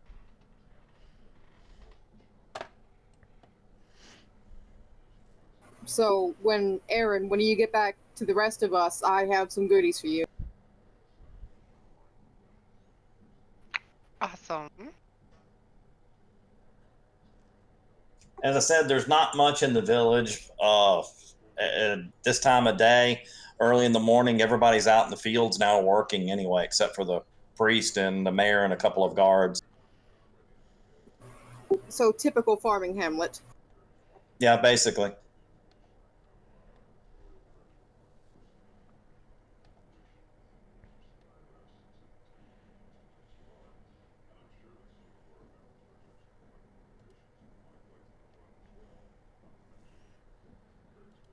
Although there is the patriarch offers you a place to rest if you want to rest, but it's early in it's what, about 10 o'clock in the day, so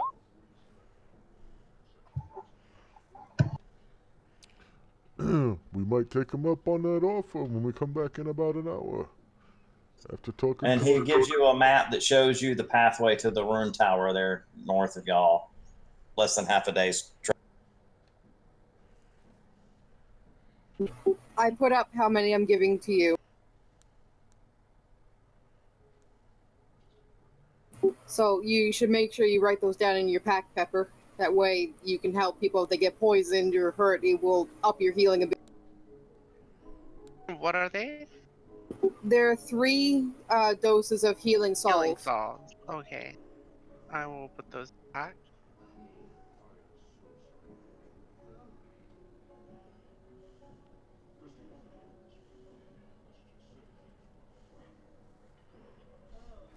Anybody have anything they want to do in town? Everyone should have seen that what I was doing. Yo, I want to go to the pub or the inn or the tavern or whatever and see if they got anyone to pick up on.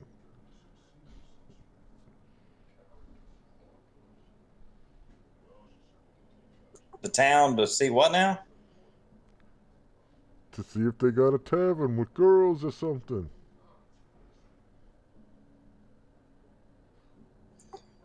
No, there's no tavern or there's not even an inn. Oh. Well, then we can go back to the group. Yeah, I'm going to rejoin the others as well since I'm done picking through the villager's garden. That would be funny to see a paladin place dancing girls and stuff like that.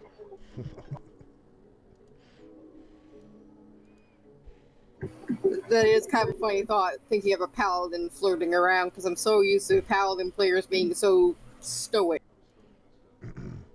It certainly is different.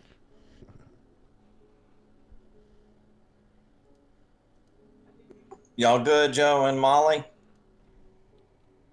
Yep, I did what I wanted to in the side thing. I was looking for mushrooms. You said we weren't in a foresty enough area that I was So I was just like, fuck it, obviously I'm not gonna find any good mushrooms around here.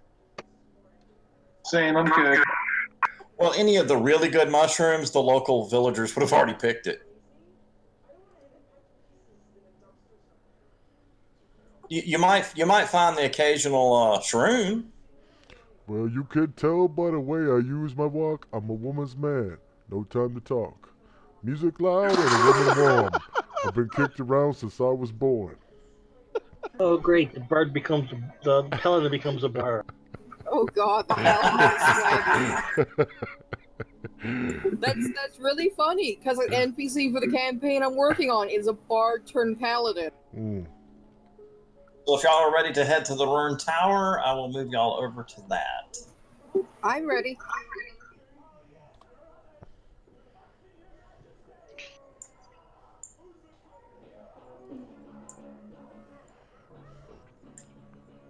Hey, yo, looks like we found a nice campground.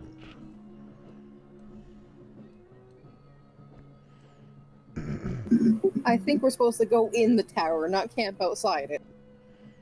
Yo, what time of day is it? It's getting close to late afternoon, 3, 4 o'clock. Yo, I'm getting kind of hungry, guys. I think you're just after the women.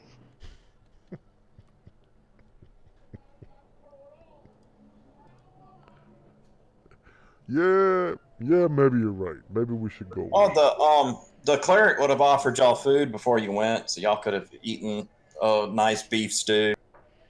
Mmm. And he had some vegetables available for those of you who do not partake of meat. Oh yeah, guys, I met this nice cleric at the local chapel, and he's offering us food and shelter.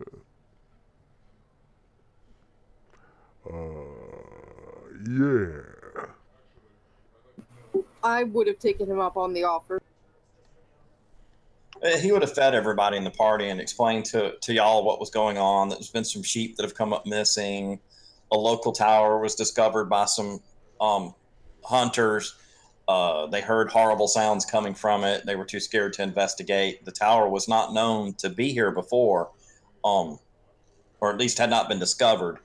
He wants you to go investigate it because he thinks it could be the source of the loss of animals and such.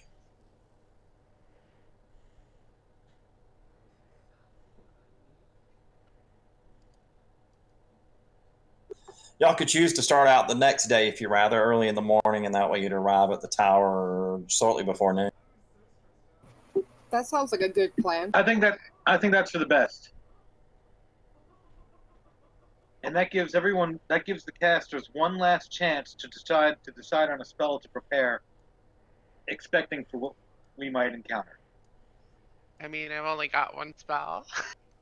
You should have 3. You should have 3. You get with your wisdom, you get a 2 first level spells on top of your original first level spell. And as a cleric, you can pick anyone on the table because you can pray for it. That's why I'm very thankful for those zero level spells, Wes. Thank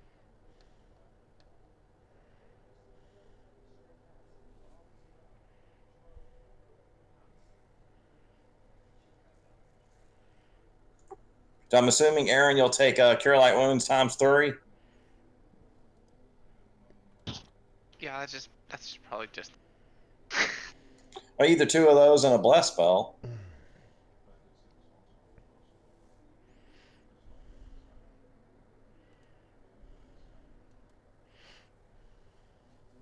How about you, Zagreus? What spell do you want to take out of your repertoire? Magic Missile. Magic Missile.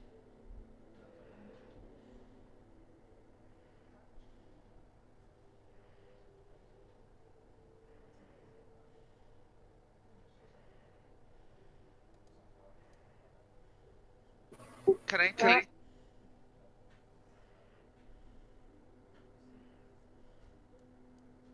Go ahead. No, I was just going to point out that the icons were doubled. Sorry, I didn't mean to cut you off.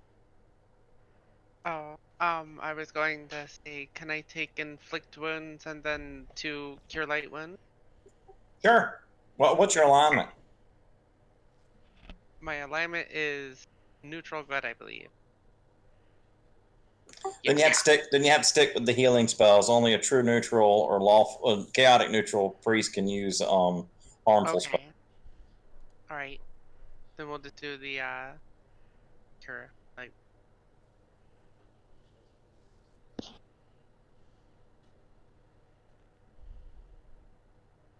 I've gotten something stuck on the screen. I can't figure out how to get it off. It won't go away. Oh well. Y'all can see the edge of the castle. Let's see if I can. There's something here that I'm supposed to read. The trail to the ruined tower passes through the rolling farmland of the Vale into the forest. The trees and undergrowth quickly grow dense, and you hear the sounds and smells of small creatures moving through the underbrush. The thick shade of the forest cuts off a lot of the sunlight as you move through the twilight-colored world of shadows. Suddenly, you come across a small glade in the heart of the forest. A squat stone tower has been built into the side of a hill at the far side of the glade. The tower has been shattered. All that remains is a ragged stump of fitted stones. Large blocks of granite littered the clearing, and some of these are covered with thick moss.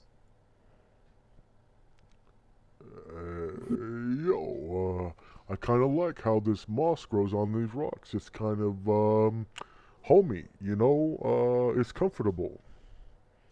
Yeah, I like this motif. Wes, the moss. As a herbalist, can I tell if the moss is good for herbalism or not? It's edible. Probably won't taste good, but it's edible. So, like, in a pinch, it could be used as a ration. I suppose. Okay, I'm gonna collect some of the moss using my dagger. It'd be like algae, you know, you can eat it, but it's not going to taste great. You know, that's fine, because sometimes in emergency, you don't really care about flavor. Hey, but just stay away from that Soylent Green, okay? Yo. Oh, but that's the best flavor. Rumor has it that shit's made of people. Solent green. It's good for you. Tastes great too. Packed full of all the vitamins and nutrients the human needs. I have a feeling our Fey companion wouldn't care if it was packed full of people.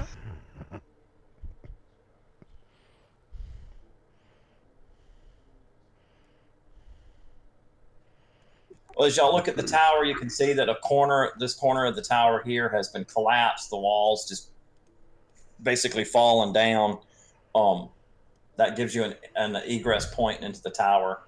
Where the previous entrance was, you don't really know because it may have been right there. The top, you know, it's supposed to have been a tower, but the top of it's long since collapsed. It's just basically one-story building at this point, probably open to the air.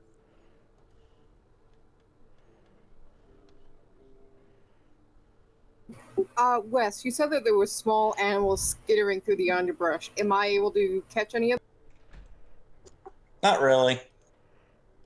I mean, there's like little squirrels and muskrats and such. Am I able to see them enough in a line of sight to use exterminate? They wouldn't hold still long enough. Okay, never mind then. I rolled a hear noise check. Ian.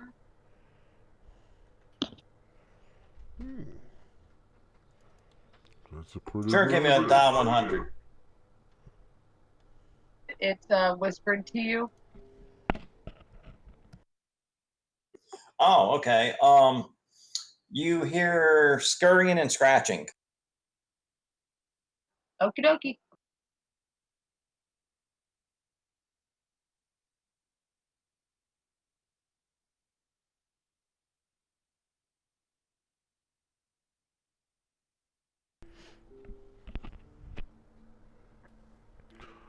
Okay, Well, then. I'm ready to enter the tower if you guys are. I'm gonna go to the entrance of the tower and look inside.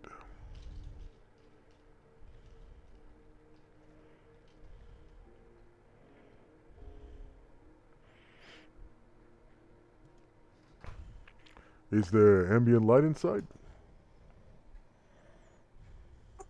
No, you'd have to. Well, there is because the roof is off, so sunlight's coming down into it. All right. You step over the wall, and you step over the wall, and you see inside of the tower is filled with rubble and debris. Dead leaves, shattered stones, and rotting timbers are scattered around the floor. You see a partially buried by fallen timbers a door on the far wall, leading back under the hillside. As you notice this, you see a piles of leaves rustling slightly to your left. A large rat pokes its head out from beneath the debris. It hisses a warning at you, showing its long, razor-sharp teeth. It lunges for it. Behind it, several more leap from their hiding place. Oh no, giant rats! Don't get a disease!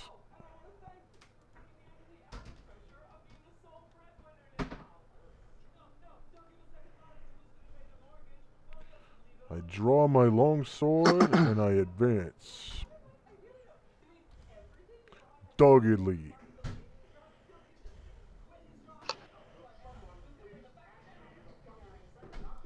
Hey Wes, since they are within 30 feet and I have an arrow notched, am I able to get off a point blank attack on them before initiative? Sure, why not?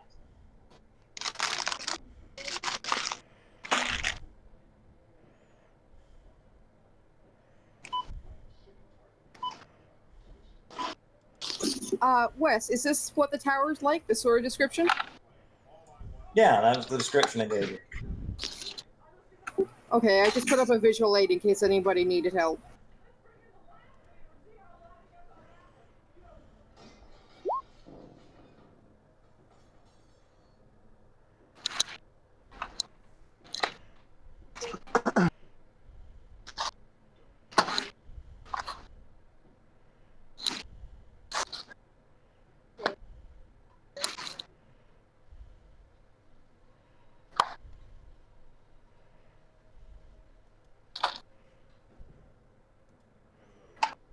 Y'all roll initiative. I see several people have.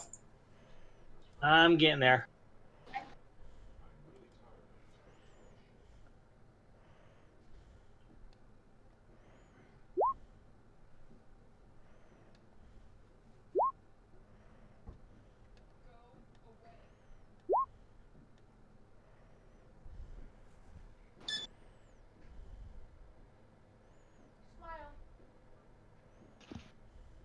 I think I clicked the wrong dice because it gave me a +7 for some reason.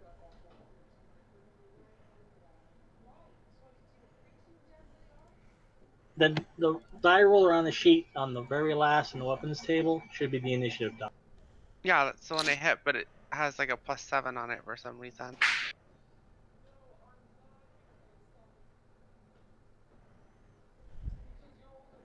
This sheet sucks.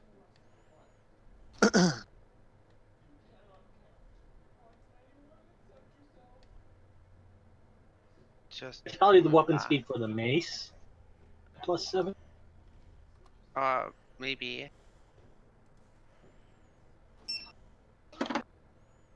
I'll see during the week if I can change the sheet and add all the macros necessary so it won't be so much trouble next time.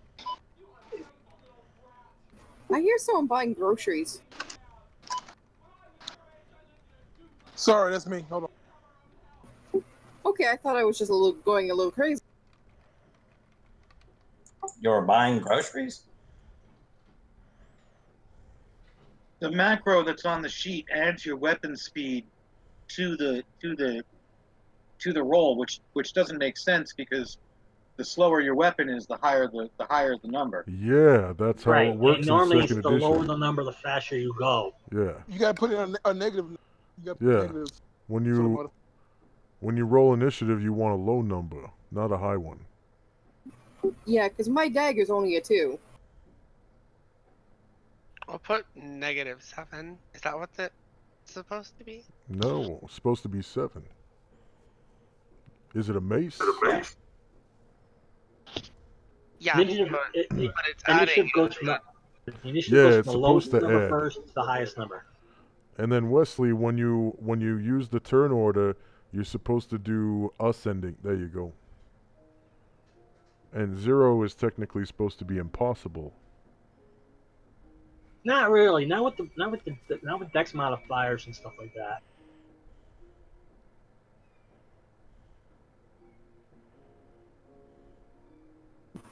Session 1 always has its bugs. It depends on which version you're playing. I was under the impression that it was going to be a descending initiative, and that you would prefer a high number because the defensive adjustment for high dexterity is a bonus, with a plus. So, for example, my 16 dexterity gives me +2, but I should actually be factoring -2, I guess. Yeah, that's something Yeah, you subtract that that from- they added in 2 Neil. This is second edition. I don't know if Wesley, are you using that? Are you playing? Yeah, 2 you just Neil? subtract it from your weapon speed on your character sheet. Yeah. Roger that. Okay. Is the easiest way to do it, or you can put it in every time under the bonus when it asks you the modifier, but it's just easier to subtract it from your weapons. Right. Okay.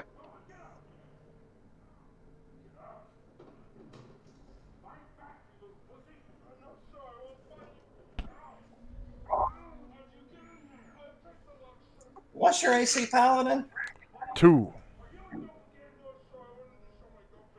So technically that should hit, even if he has a 20 Thaco. That's what I was thinking. I was surprised that a rat managed to bite anything. You rolled a 19, of course he bit me. He does the fat 2 points of damage to you. Oh.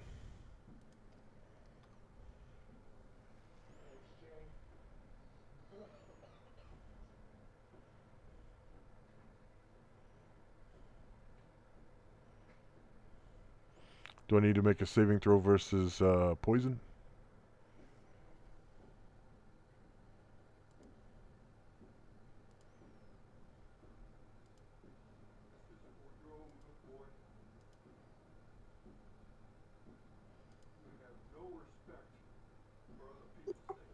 It's only like a 10% chance they'll infect you.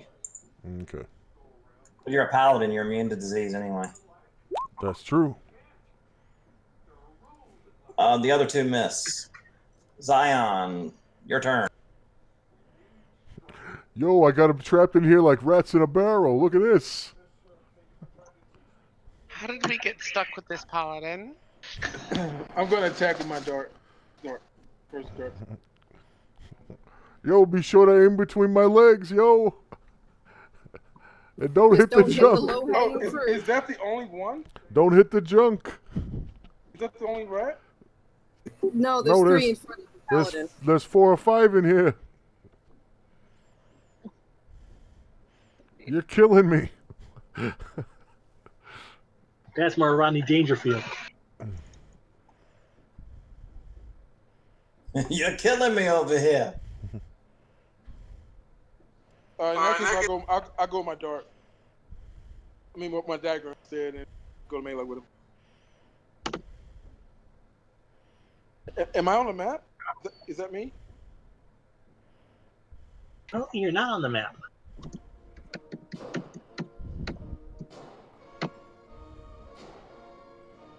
There you go. Oh, okay. So is the paladin in the way? I can't get to one. Should be a Really? spot right here. Yeah, that wall's collapsed right there, so you could move in there. All right. I'm gonna roll d20 since my macros doesn't work. So what'd you roll? I shouldn't make it work at night. It's good. With +5, I think that'll probably miss a rat. No, I like to get it fucking fixed. Yeah, you need 12 or better to hit them. Oh, I did this. It keeps every time I do that. When I refresh my 12 hit? it rolls a d8 and decides which game it's going to open. No, that would It be doesn't 11. ever open the right one. Three for the strength, 1 for specialization. So I think that makes. No idea. And now that the rats have a new target, they go Like for it. barely. What's your armor class, Azarin? 4. No? He was talking to Zion. It just does miss you.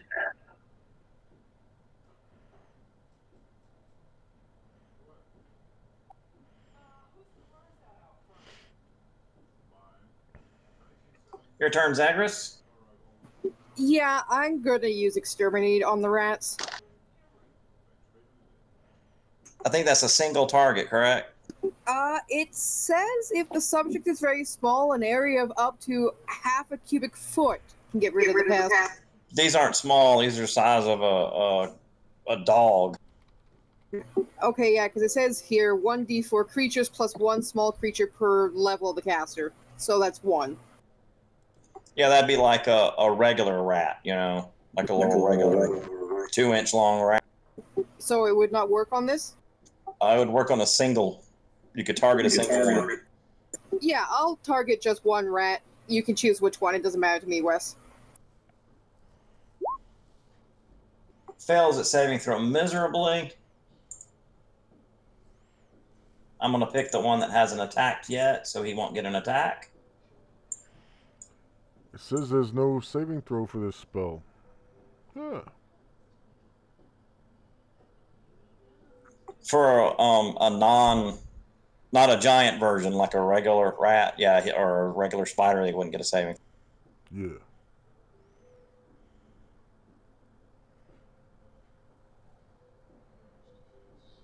And the one whose attack came after you does not get an attack because he's dead. Sparkle.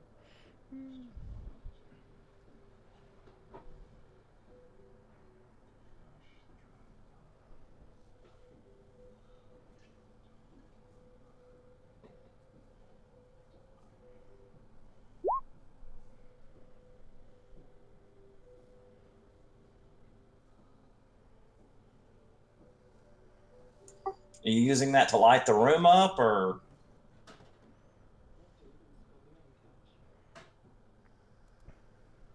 try to scare them away? What's the plan with that?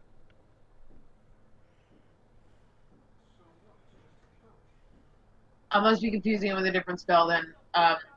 I thought that was the one that the lights dance and it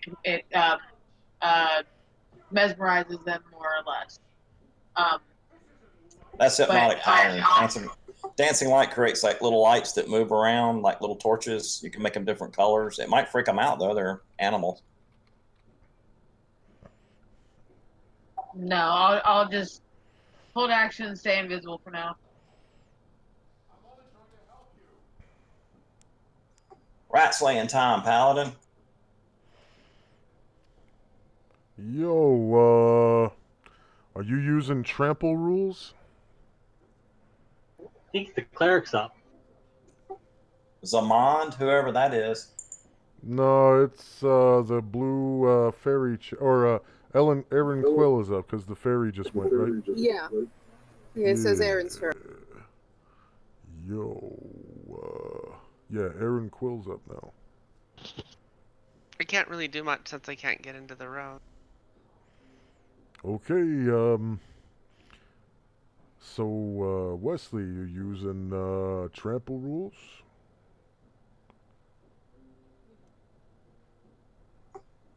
Be hard to trample something that large.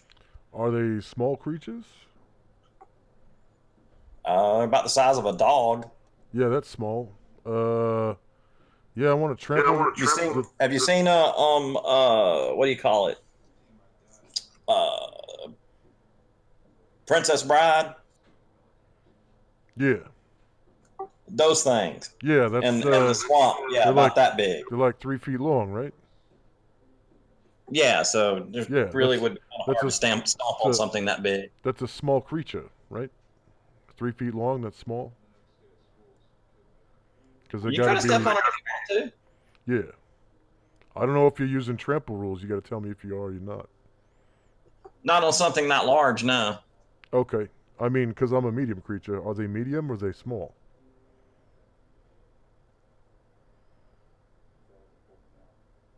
They are small, but they're 3 foot long. So, 4 foot, 2 or 3 foot tall. They would be kind of hard to. Yeah. So if I'm jump on the creature if you wanted to. So if I'm a medium creature, I could trample them and do 1d4 damage to them if they fail their saving throw versus paralyzation. But they get They get attacks of opportunity against me. Are you using that rule or no? Sure, go ahead. All right. So I'm going to pass through these two. They get attacks of opportunity. And then they have to roll a saving throw versus paralyzation. And then I'm going to attack this one. Right And of course, neither one of them's going to get a save. Neither one's going to make a save, rather. Neither one? Okay, that means that they're prone, and I get +4 to These hit are them. dead. That means I get +4 to hit them with my trample attacks.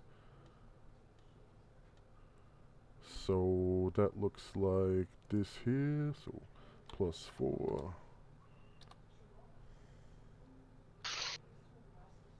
Hit AC 7. That'll hit a rat.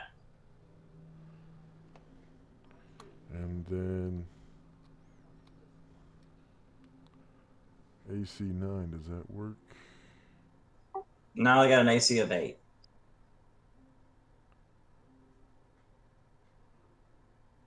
That would hit a AC of 5. I don't know why it applied the 2 hit bonus in the wrong place. But that would be AC 5. And then that 7 would be a 3. Okay, well, you killed that rat. I mean, you need to roll the damage. Well, that'll be D4 to both of them. So 2D4. There you go. So 3 damage to one and 4 damage to the other. This one's still in there. He's the big boy. There you go. And I'm going to attack this one just to the south of me with my longsword.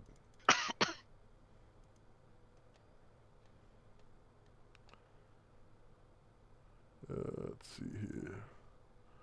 There we go.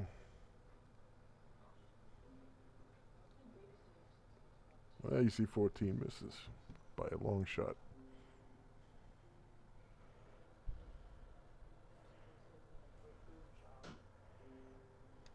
I think Zagreus and Sparkle have already had a turn.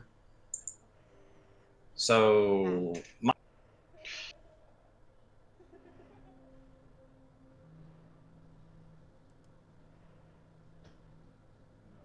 Is it me? yeah. Go, Joe.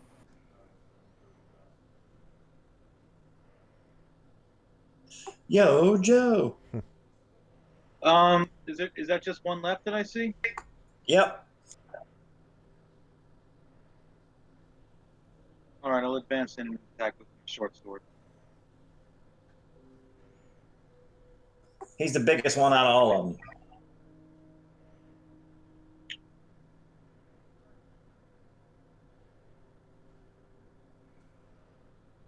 His name is Steven.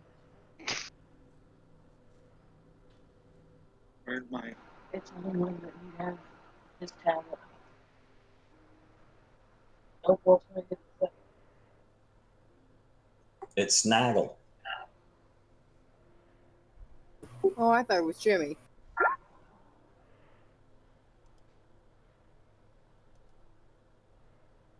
That'll hit.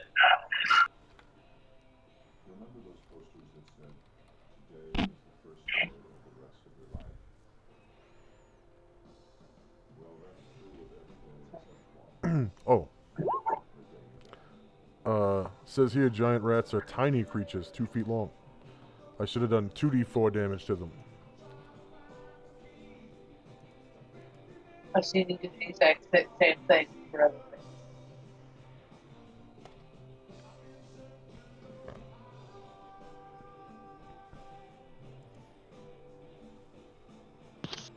They are all dead. Yay! At least they weren't dire rats, because that would be horrifying. Yeah, getting gnawed to death by a rat, that would be disgusting.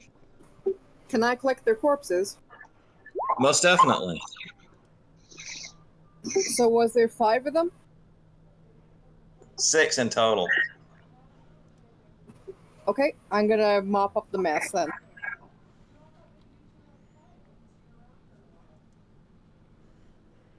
They'll weigh 4 or 5 pounds apiece. Can I dissect them just to get the bones out then? Do you have skill doing that? I have necrology. Do you have some kind of anatomy or dissection skill? I believe necrology covers that. You can start working on it if you want. Yeah, I'm gonna take the rat skeletons. probably take you the better part of an hour to get all 6 of them. I don't want to hold up the party that long, so I'll just take 3 bodies with me then. Ooh, what are you doing to those rats' guts? Yeah, it's a disgusting display. I'm recycling. What are you, some kind of rat gut pincher? No, but I'm recycling. Starting to wonder more and more if you're just not a necromancer. Not all necromancers are evil, if that's what you're implying. So you are a necromancer? Yes, I am, and my stance is, well, it's best to recycle. I'm gonna take a look around this door here. Yeah. Deep festival. The door is not locked, but it's stuck. Oh shit. Do we got anybody really strong in here? Before we proceed, am I able to retrieve an arrow? Sure, they're just rats. I mean, I'm a warrior, but I ain't super strong. You know what I mean?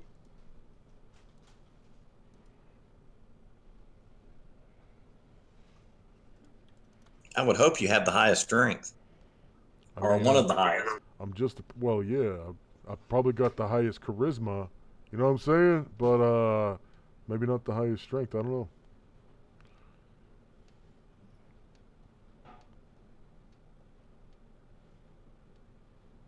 I could try to open the door if you like.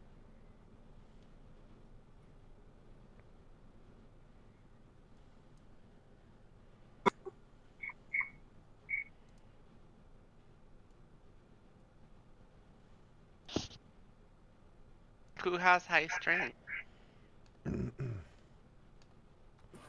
Don't look at me. I'm a bookworm. I mean, Shall we arm wrestle to find out? I'm not gonna lie, I spent a lot of time gazing at myself in the reflective pool instead of working out. I have pretty decent strength. But I do have a really nice physique. You know what I'm saying? Is the door difficult to open for some reason? Age and time. The door probably hasn't been opened in 50 years or more, and it's swollen and stuck in place. I'm gonna give it a good try.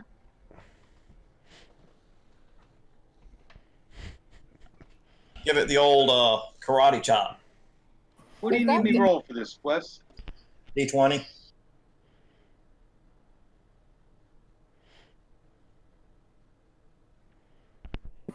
If you fail, I could always try acid on the door. Hey, that sounds like a really good, quiet idea. Did you just need me to roll under my strength or my open doors score? Your open doors thing. Should be on your character sheet.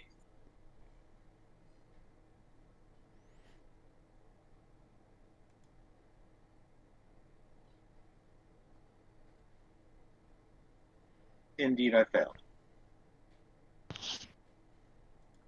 Can I missed it. Oh, you won't. You have to roll over the 7, right? Under. Under. Okay. Well, you failed. What about you, Alec? I missed it too. Can I try to force the door open? That's what we were trying to do. Roll a d20. Roll under your strength. The thing in your strength box. So I got a 14 plus 2. Is my You modifier. roll up, under, open doors. So whatever that number is, that or lower. You need 8 or less. Okay. Wow, none of you can open a door. Wes, can I try using acid on the door, my acid spit? Sure. Wait. Did you just say you spit acid?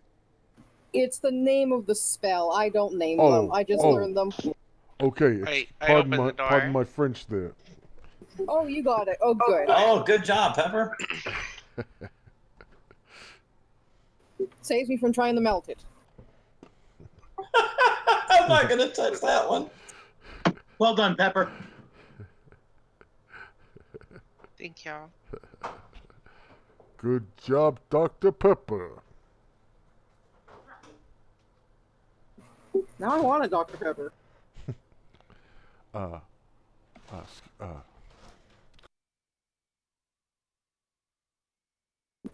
What? It's my favorite soda. You see a 10-foot wide corridor continues into the hillside. The walls and floors have been heavily damaged by water, and the flagstones of the floor are pitched up in places from uneven settling. About 40 yards away, you see a door. There seems to be something written on the door, but you're too far away to make it out what it says. What are you going to do? Well, I guess we're gonna Before I walk down promise any further, I put my hand on him and I shoulder and I go, easy. This is a fallen mage's tower. Best that I go first.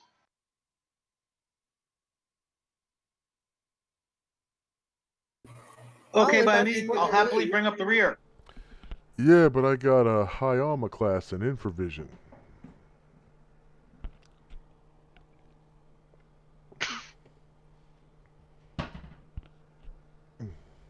Are you sure you want to take point? Trust me. Oh, shit. Well, the paladin discovers a let's see. You walk down the corridor, and about halfway down, the ground suddenly shifts beneath your feet and falls away, revealing a black chasm beneath you. The stones you're standing on slip into the blackness, and you follow. Do I get a dexterity check? Negative. You take 3 points of damage from the fall. Owie! How far? About 12 foot into mud. You should be able to climb out on your own. I have a rope in case he needs help. It's not an actual pit like a set up trap. It's just where the floor is collapsed, so it shouldn't. He'll be muddy and dirty when he gets out, but he can get. I'm gonna touch myself. Oh my.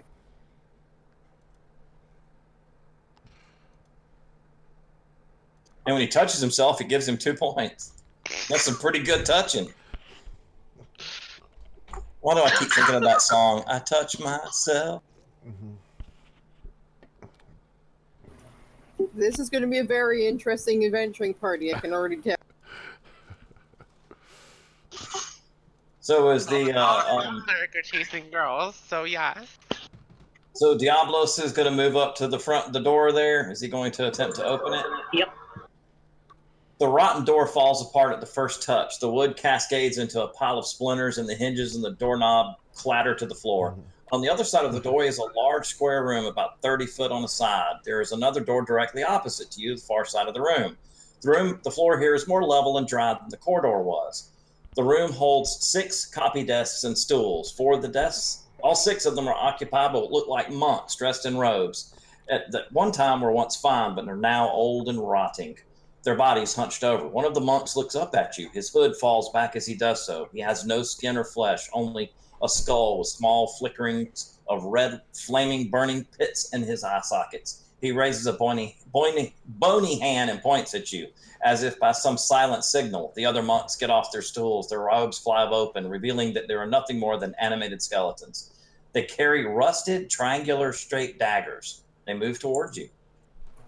I just sort of wave at them. Hello, would you like to calm down?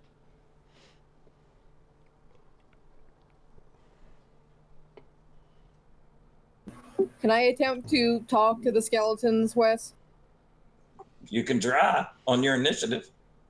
Okay. Hey, yo. Oh, let me clear the initiative thing. There we go. Watch your step when you step over this hole. It's a Lulu. Ain't it though?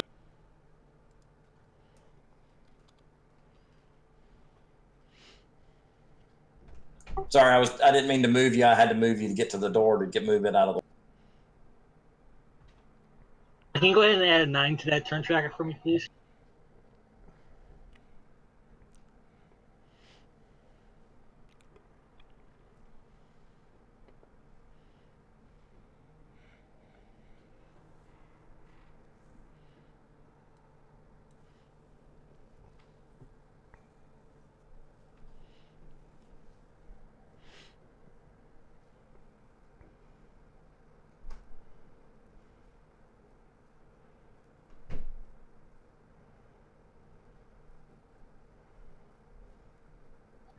It's time to die again. For a second there, I thought that was a soundbite from one like the Neverwinter or Baldur's Gate game. Nope. Well, you are now officially a soundbite.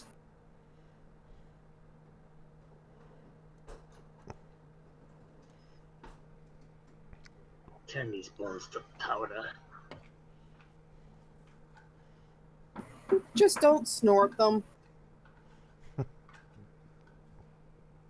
You'll not be collecting these bones, mage. Everybody got an initiative roll? Yep.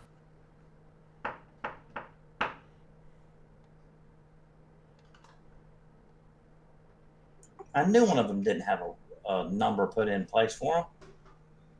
2, 3, 8. Ah, there's an extra one. Fuck him. He's gone. 2. How did all three of us roll 11?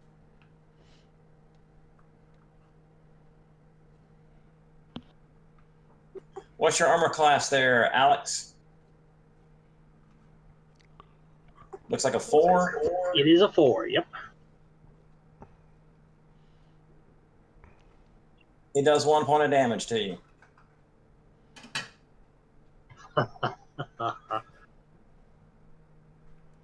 Nearly.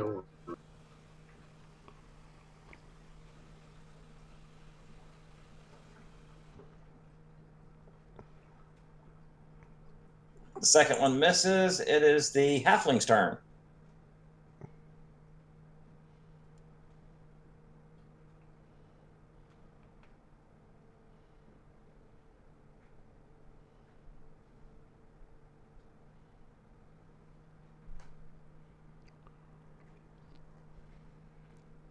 Joe?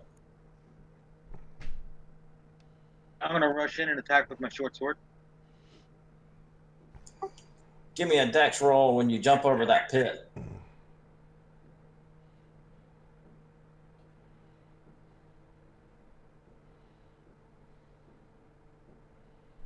Ooh. Damn it. I assume you wanted that under my dexterity, right? Yep. You take 2 points for falling in the pit. And I assume that spoils my attack this round? Definitely. Does the paladin take damage for having a halfling fall down? I'm not going to be that mean. I already climbed out.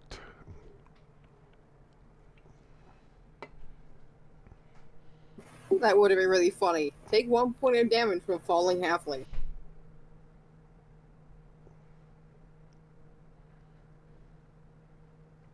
One, 2, 3, 4, 5, 6. So he's going after you, Cleric. And he misses horribly. Poor demonstrator. He nearly drops his weapon. Alex, your attack. Okay, I'm going to attack one of the two then.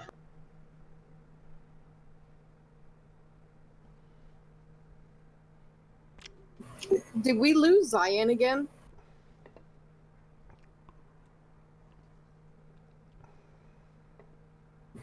Because he's not in the initiative order.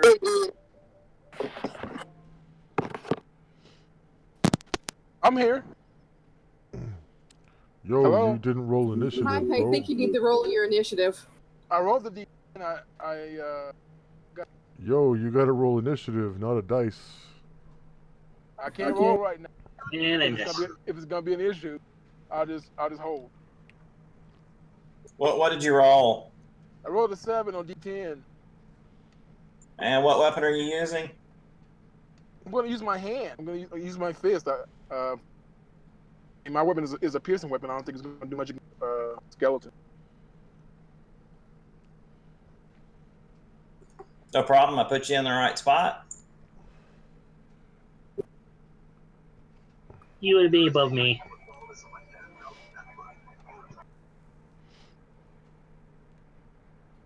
So you can go ahead and take your action now. Zion. Okay.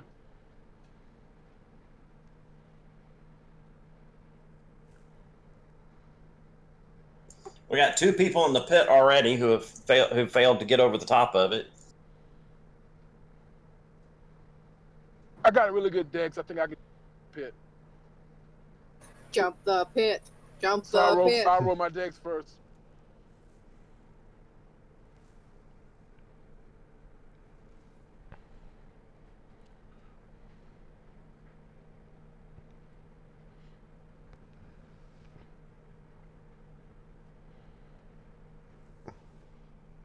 That first one make under your dex.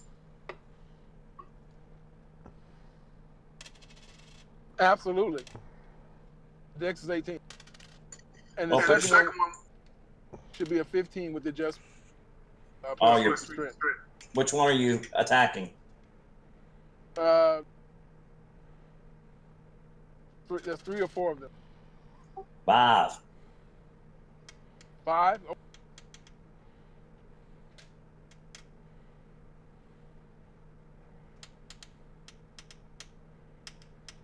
Is that a hit? 15?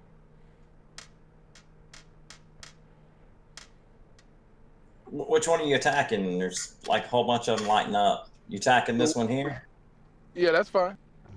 Yeah, that'll hit. All right. I rolled, I guess D2 plus my strength damage. Sure.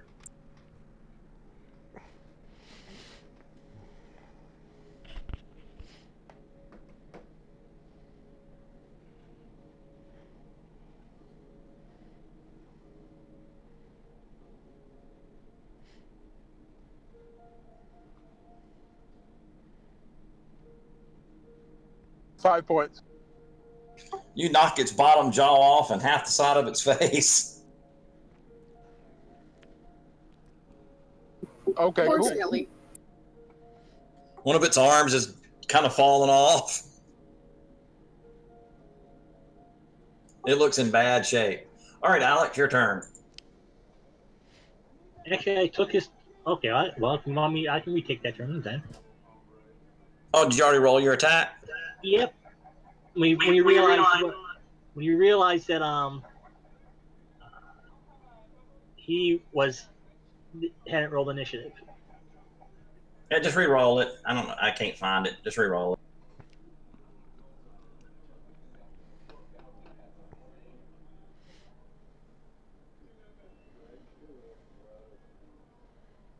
Even worse.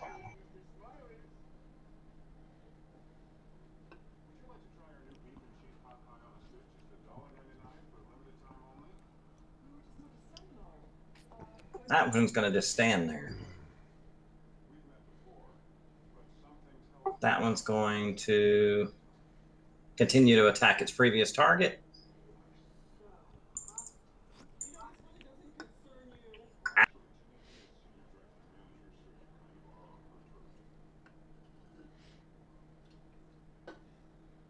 Six points of damage, sir, Alex.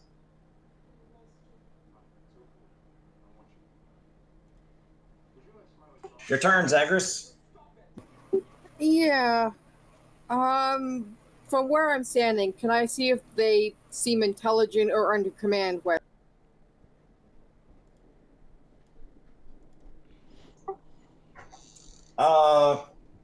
The ones at the front don't seem to be. You can't really see much further than those 4 in the front. What about the one that we saw before who raised his hand? Did he look intelligent or commanded? Possibly intelligent, possibly commanded. Well, I'm in an awkward spot, so I'm going to just try to talk to them instead. I'm gonna try to talk to the main skeleton and be like, hey, we're not your enemy. I understand that, undeath is a bit rough, but if you're willing to step aside, I'll gladly help you solve that problem. He just continues to point.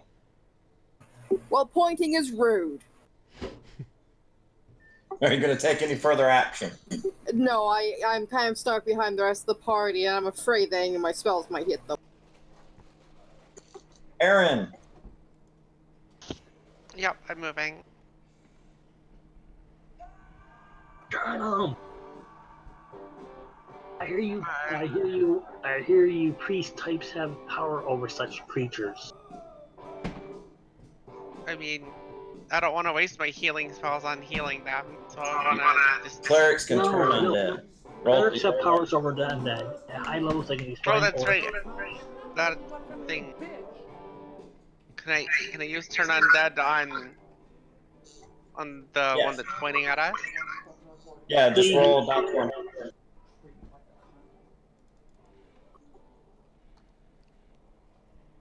I think it's 10 or higher at first level for skeletons. Oh yeah, that'll definitely turn them. Roll die 6. Die 6, right? That's what I'm looking up. Hang on. It's either die 6 or die 8. I can't remember.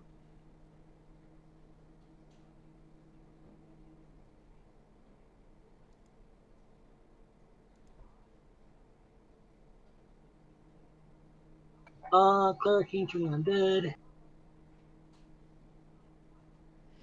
Oh, they're all okay.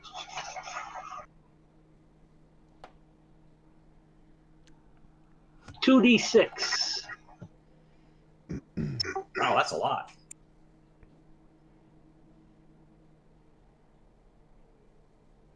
That hit dice or creatures? 2d6 hit. 2d6 hit dice. Yes. Well, that gets all of them.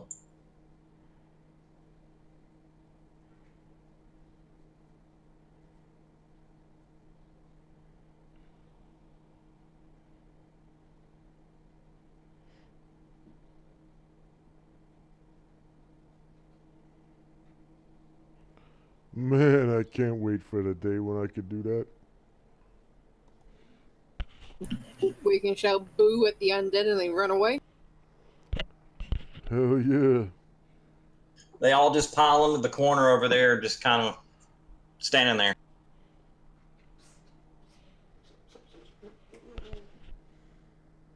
Well, that worked. You'll have to maintain it though. Continue to concentrate on it, or it'll release them. So I just have to roll every turn then? No. Once you take the roll, you just maintain the turn, and they'll stay away from you unless somebody attacks them. Or you approach within 10 feet.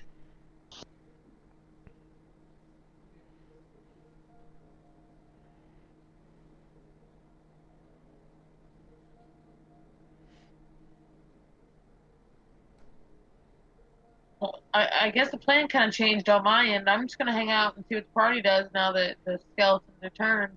I was gonna go in there and fuck them up. All right, I mean, Paladin. you can still go in there and fuck them up. They're just on one corner of the room now. Just mass Yo, ball. I'm gonna step into the room, right? Like this. I'm gonna go from desk to desk till I get over to here. I'm gonna test that door.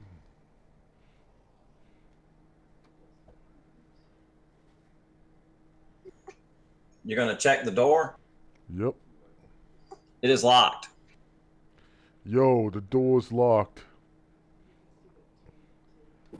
Pretty sure the key's on one of the huddling skeletons. I'm gonna look at the skeletons and see if I can see any visible keys or pouches that have key-like bulges inside. They currently have nothing on them, other than they shedded their robes on the ground. Yo, search the desks or the robes. I'm gonna search this desk here. Wes, do we have to still make the dex check for the little pit? No, you can choose to climb through the pit, like climb down in it and climb back out so you don't have to hurt yourself. Since you're out of combat now. Yeah, that's what I'm gonna do since I'm a squishy boy.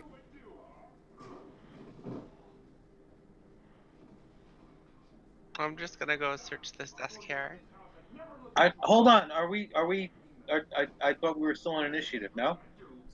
Yeah, well, we'll still use the initiative then. So it'll be your turn. And They're turning in the corner, so the paladin finds on that specific desk, he finds some. Is he reading? What's his intelligence? Yo, I'm illiterate. Okay, well, you find some interesting looking papers there, but you don't know what the hell they say. Oh, no. Actually, no. I can read Write Common. Here. Yeah, I got it. Here's Yes, proof. Molly, you can use your attack. Yeah, I can read Write Common. I don't know if it's written in Common, though. Well, it Yes. isn't. I have scribing, so I can read most things. Okay. She held her action. She held her action, so I'm letting her use her action. I'm gonna turn invisible, go up to the door, and attempt to pick the lock. Roll your chance to open lock.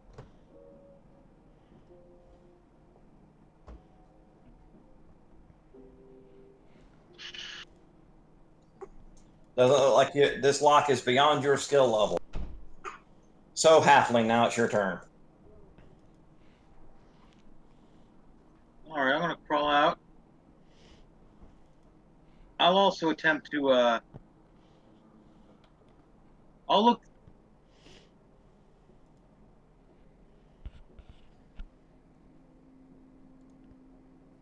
Look where? Sorry, I have to switch back and forth between tabs before I can talk to you. So I'm going to look through the desk that I just placed my token closest to, and I'm also going to suggest: does anybody have holy water? We could possibly get rid of most of the skeletons in one shot. Yo, normally I could piss holy water, but I'm parched. I have a vial, and I hand it to the halfling.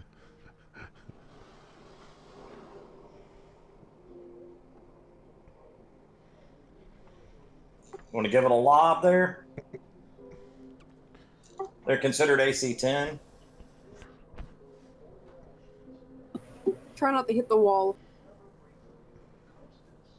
Still would be splash damage if we did.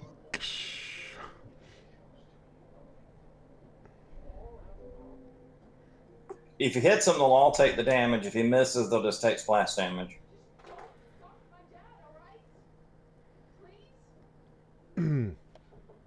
In my other campaign, I got a macro for grenade-like missiles.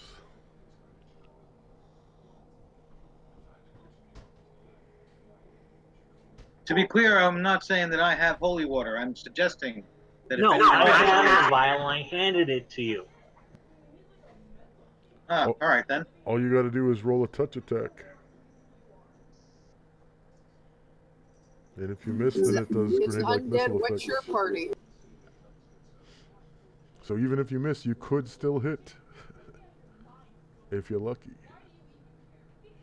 So what do I roll from there to determine that, or do I? Touch attack. It's just your Sacco. And he rolled poorly. Give me a die 6.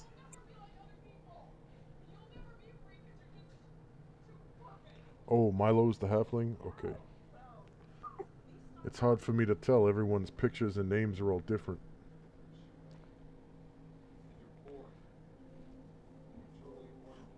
Just give me a die 6 for damage there.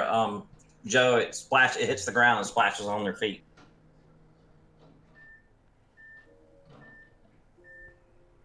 So they all take 1 point, or I rolled d6. I got it. Sorry.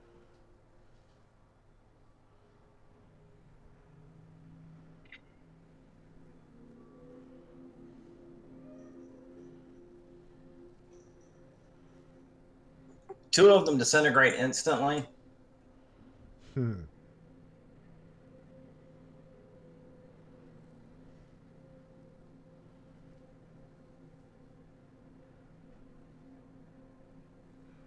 Leaving only 3.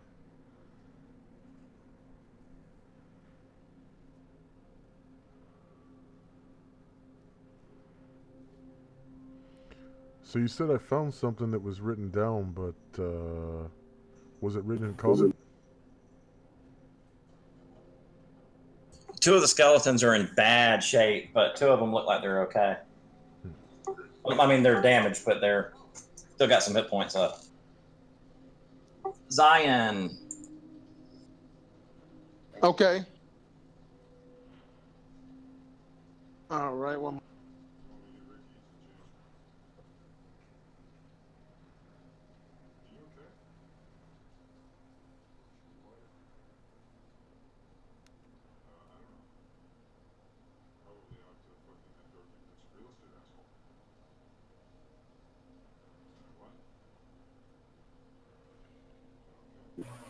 The almond. If you can't read the stuff that you found there, you can hand it over to me. I have scribing lessons and I know ancient languages and history.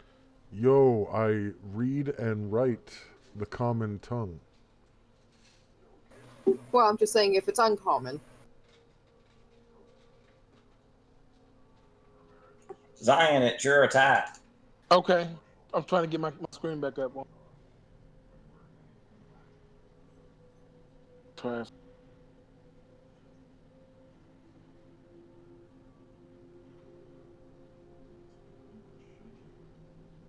That'll definitely hit a skeleton. And if you go for one of the damaged ones, it'll kill it instantly.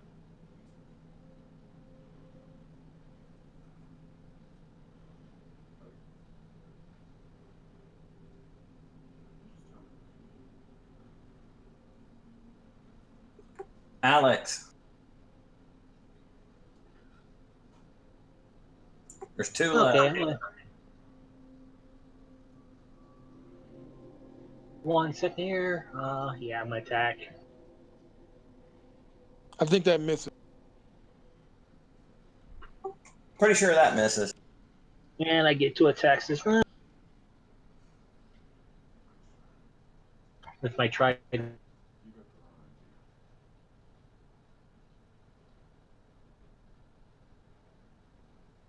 Man, you're just getting awful rolls tonight. I know the feeling. Zagreus? Yeah, I'll move up next to the party as much as I can and use acids. Roll it to hit. Very nice. Very nice. At AC 6 should have hit over my second attack.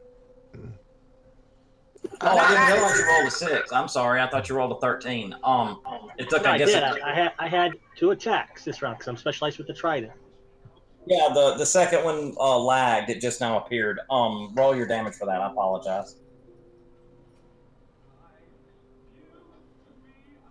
Zagreus missed anyway. That will be 4 points of damage. That one shatters into pieces. 1 left. Aaron. I thought she turned them. Did we attack the turn undead? Mm-hmm. Yeah, they cowered into a corner and we're just cleaning them up now. Oh. Maintain the hold.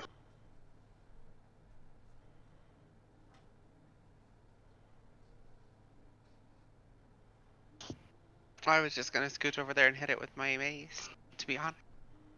Can I do that? Absolutely. Sure you can.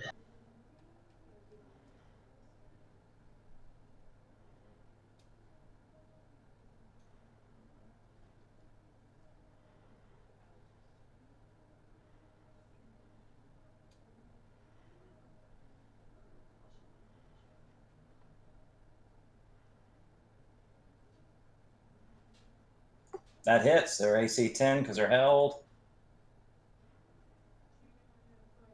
So die 6.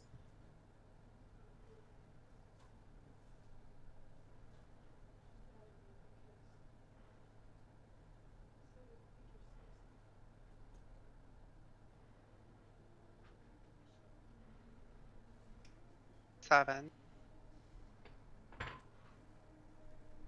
Plus your strength bonus makes it an 8, and that kills it.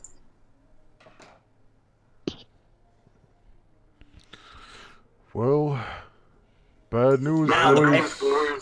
Now the paperwork you found talks about an ancient temple somewhere and something about a Minotaur wizard, but it doesn't make any sense to you because you've never heard of Minotaur wizards before.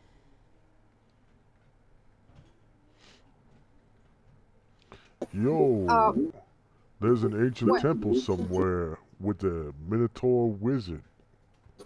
That sounds really weird. I didn't think they had the brain power. I guess so.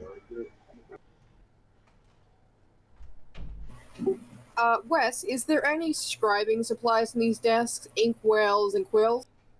Absolutely. Most of it's dried up, but you can find 1 or 2 inks that are usable. Although the scrolls will disintegrate at touch. I kind of figured, but I was hoping for the quills and ink pots. Yeah, the quills and maybe 2 ink pots are good. You got a couple of quills and a couple of ink pots. So, anybody got an axe so you could cut through this door?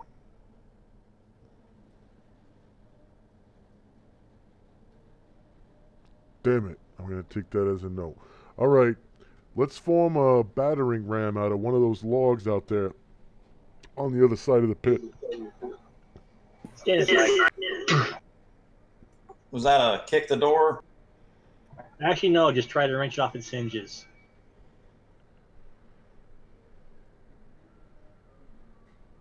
And that should be an open lock. That should just passes the open locks check.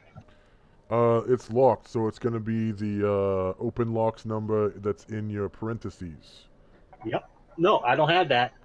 Yeah, you're not strong enough to open that door. Neither am I. I don't think anyone is. It's not it's locked. Not, Yeah, didn't say it was locked. it's I- magical I locks passed my or check to normal open a locked door. or normal locks. It's normal locks and magic locks. It's I passed my check to roll to do that. I needed an 8 or less. No. The 8 is for stuck doors. The one in parentheses is for locked or magically locked doors. That's something that a lot of people overlook in 2nd edition. So we're technically not strong enough to open that door.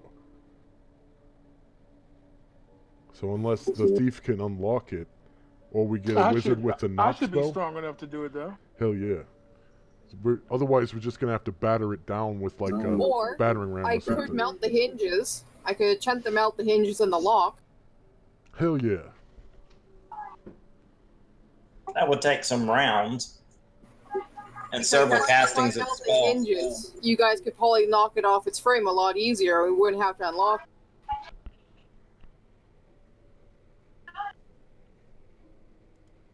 Well, Alex's roll has just about broken the door in half because it's half rotted.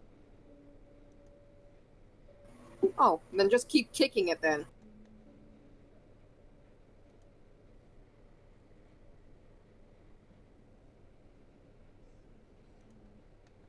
You could probably just hit it with a weapon and break it. Let's see, it's the paladin's attack. My strength's 14, so that's my straight strength. If I want to kick it.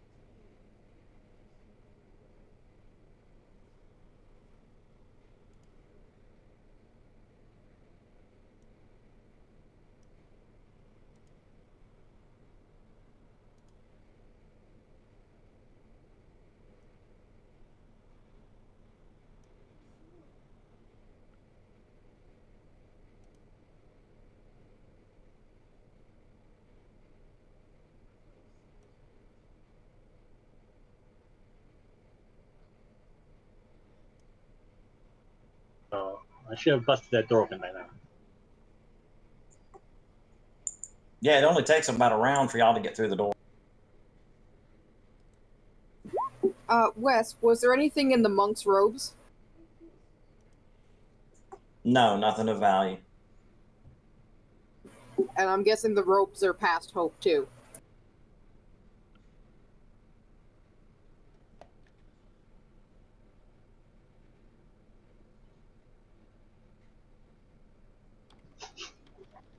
I smell death. I didn't do it. Not you. Walking Dead.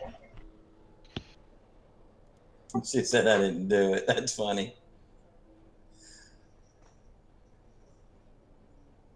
The heavy door to the... Well, y'all get it open. On the other side of the door is a large, well-furnished room. The walls are lined with shelves that are filled with large, water-stained books. The floor is littered with bones. Directly before you are 2 zombies, unliving humans with flesh dried and pulled tight over their bones. Their bodies are missing chunks of flesh as though something has been biting on them and eating them. They have blank, mindless expressions on their face. Behind these two monsters is another creature that resembles a human, but this one is more savage looking. Its skin is purple, color of a bruise. Its eyes glow with a yellowish light. Its hair is mangy and patchy. Its teeth are inhumanly sharp. It is a ghoul, an undead creature of deadly power. The touch of its taloned hands or bite can paralyze a living creature. The ghoul points at you and hisses, "Kill them, kill the living intruders." At his command, the zombies shuffle towards you. Ew. Well, we are at the 3 hour mark. We can hold here or we can keep going. It's up to y'all. I'm good either way. I'm good to keep going. Does anybody need to take a pee break or something? Pee break would be great. So I want to take a 5 minute break real quick. I need to get a Coke anyway.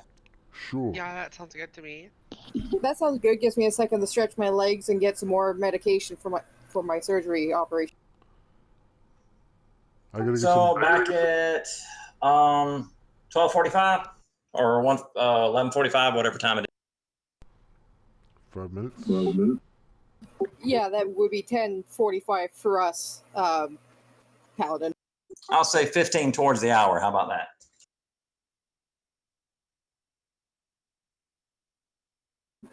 Works for me. See you guys then.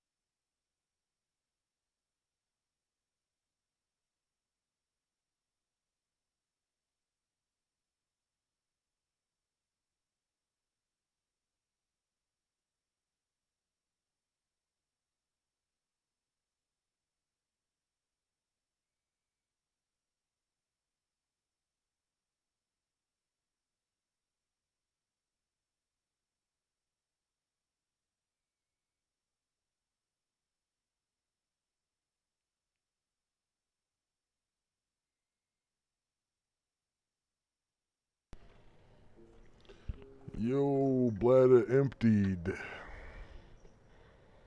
I'm back if anyone needs anything.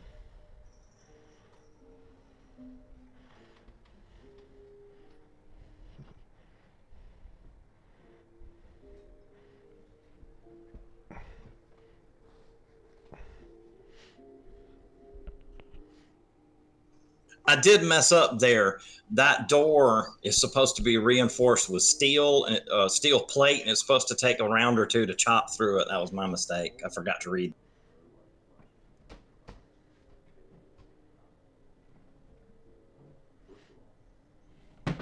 And so by that time, the ghoul would already be gone from the room. But oh well.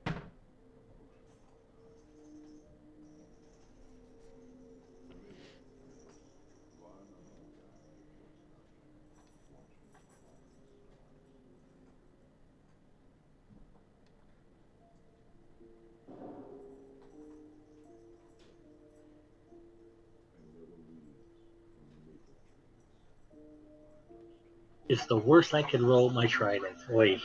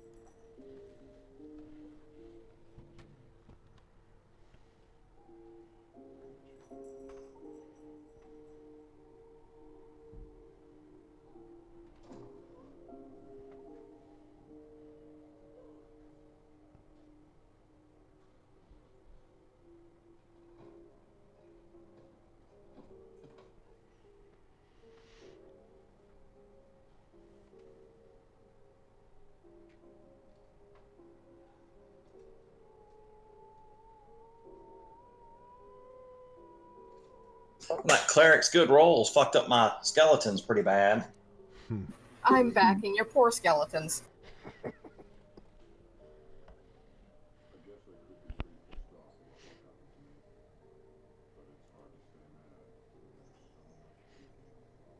And I must apologize to everyone for things not running as smoothly as one would have liked. I got all the stuff set up. I've got like 5 or 6 modules set up, but this week I will spend time getting macros and everything set up so that everything runs a little smooth. Going Hey, pretty no good worries. from my It's perspective. session 1. They always have bugs. Yeah. I mean, as long as we got a character sheet that works, everything's pretty good. Well, it also helps that we have some of you guys that are more knowledgeable than others, so, you know, we don't necessarily need the macros right now. Don't worry about doing mine. I'll take care of mine on my own. I'm not going to touch the macros with a 50-foot long pole. You guys can take care of that. What Unless is I that? put up I posted protection from evil for your FYI.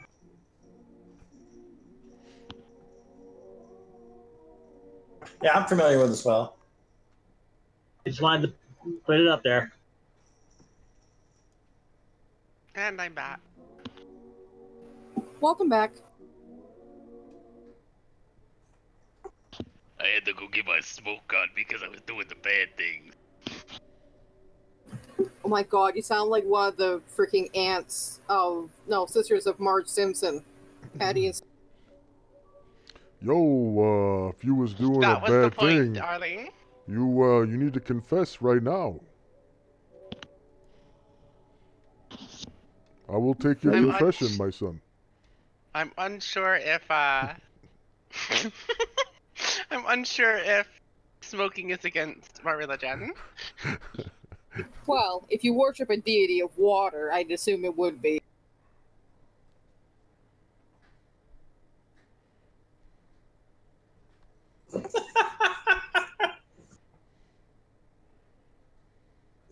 A deity of air might be offended by smoke polluting them. Yeah, but smoke could also be used like in incense, so that gets kind of weird. Yeah. Smoking could actually be an act of worship to a wind or air deity. Yeah, it could be a symbol of reverence. I guess that makes sense.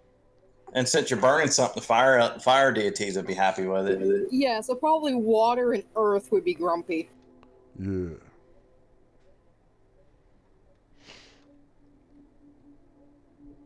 Especially if it's a nature deity and you're burning plants.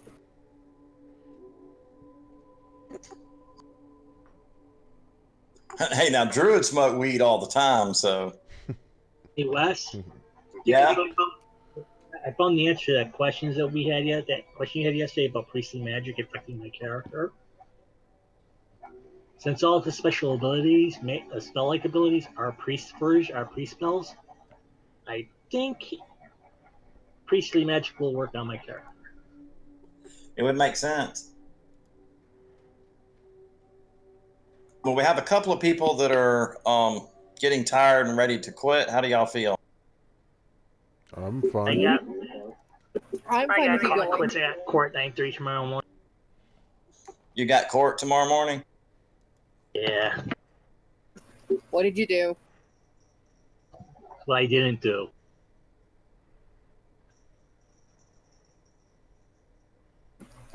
Jury duty? No. I was under contract with IBM, and that contract ended up, and I was paying child support. Well, child support payments stopped because I was not working. Ah, one of those situations. Well, I definitely don't want to hold you up from something that important. Yeah. Damn it. So I getting up early anyways. I used to get up at 3 o'clock in the morning just to be at work at 5. Wow. Okay. That's the problem with you and I on the West Coast. So we're calling it now? Yeah, I'm afraid so. Several people need to go, and several people are tired. So I think it might be best if we. No, I'm on board. You can count me in as one of those people. Sorry to be a party pooper. Hey, no worries. Jobs come first, and so does real life. I want to thank everybody for letting me play with you Yeah. today. I Hey, well, apologize so have a good much. time, and I'm definitely looking forward to next week. Yeah, good game, Yeah. everybody. I apologize again for things not running as smoothly as I had wanted them to. I'll try to get that corrected in the next week. Oh, no problem. Take it easy, guys. I think bugs in session 1 to hammer out is normal. No, I'm sure things will be much smoother. I'll have a few macros here. I think Molly will have the same. We'll have I'll have our my macros, Discord thing worked out. Yeah, I'm sure it'll be fine. Yeah, I can get some macros set up for buttons so that, on the character tokens, so there's not so much fooling around with the character sheet.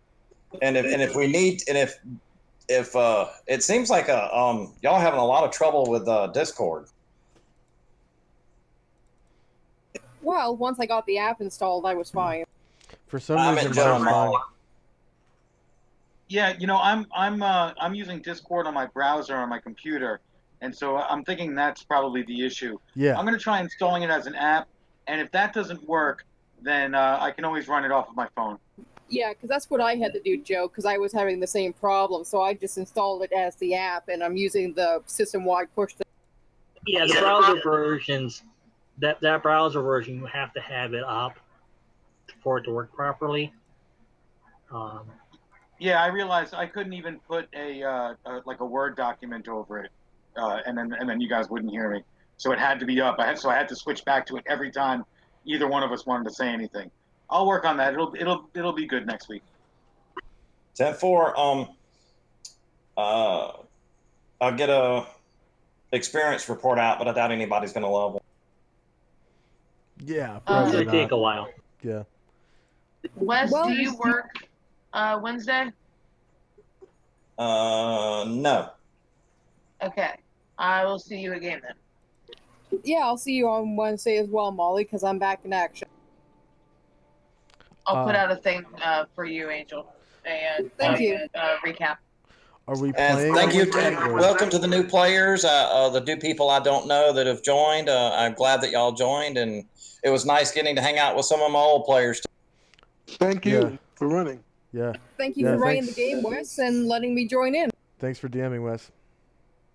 Yeah, My pleasure. It was a lot of fun. Night, everyone. Good night. Good night, everyone. Take care.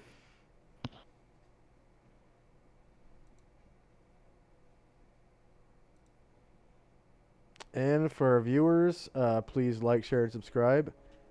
If you're watching us live on Twitch, give that heart-shaped button at the top of the screen a click. That's the the follow button. And then if you accept mobile notifications, you'll receive a notification every time we go live. I'm playing this game on Sunday nights. This is Thunder Rift. And then on Friday nights, I play the Mystara setting with Mark as DM. And then on Saturdays, I DM my own setting. It's a homebrew setting for AD&D 2nd Edition called The Orb of Solnod Hicks. If you're watching us on YouTube, please hit the follow button and then click on the notification bell, and you'll receive a notification every time a new video is uploaded. I'm going to upload this campaign. I've been uploading the Mystara setting campaign for about 4 months now, and my own campaign has been ongoing for over 3 years now. So lots of VODs are available, and hopefully 3 more every week. And then I also stream world building live, but I don't upload it to YouTube for the most part. Usually stream that once or twice a week, sometimes 3 or 4, depending on how much free time I have. And if you would like to help us out, I strongly urge you to explore our links to Patreon and PayPal. The PayPal is for If you wanted to make like a small one-time donation or leave a tip or something, you could do it through PayPal if you like. And then if you like Patreon, that is an app that allows you to make a monthly pledge. And we have several different echelons. There's $1, $5, $10, $15, and $50 echelons. And for as little as $1, you get access to a special Discord channel where you can talk to me while I'm streaming world building streams, enhancing my own campaign, writing code, creating monsters, building maps, adventures, what have you. And then also you get monthly access to a newsletter that I write every month with I'm continuing to expand quality of life macros for different classes and races, abilities and whatnot, and also DM functions, specifically things that usually take require a DM to flip through a book during the session. I make it so you don't have to flip through that book, so you can just click a button. If there's someone who drinks a potion of healing and then a potion of superheroism back to back, I got a button for that. Maybe they'll blow themselves up. Maybe they won't. Maybe they just end up breathing fire for a round or something. I have one for example for drowning and suffocation. So all that obscure rules knowledge built into a macro form and released every month in a newsletter, and I write one per month, sometimes two. So look forward to having you again next time I stream, and I just want to say thank you very much for watching. Good night, everybody.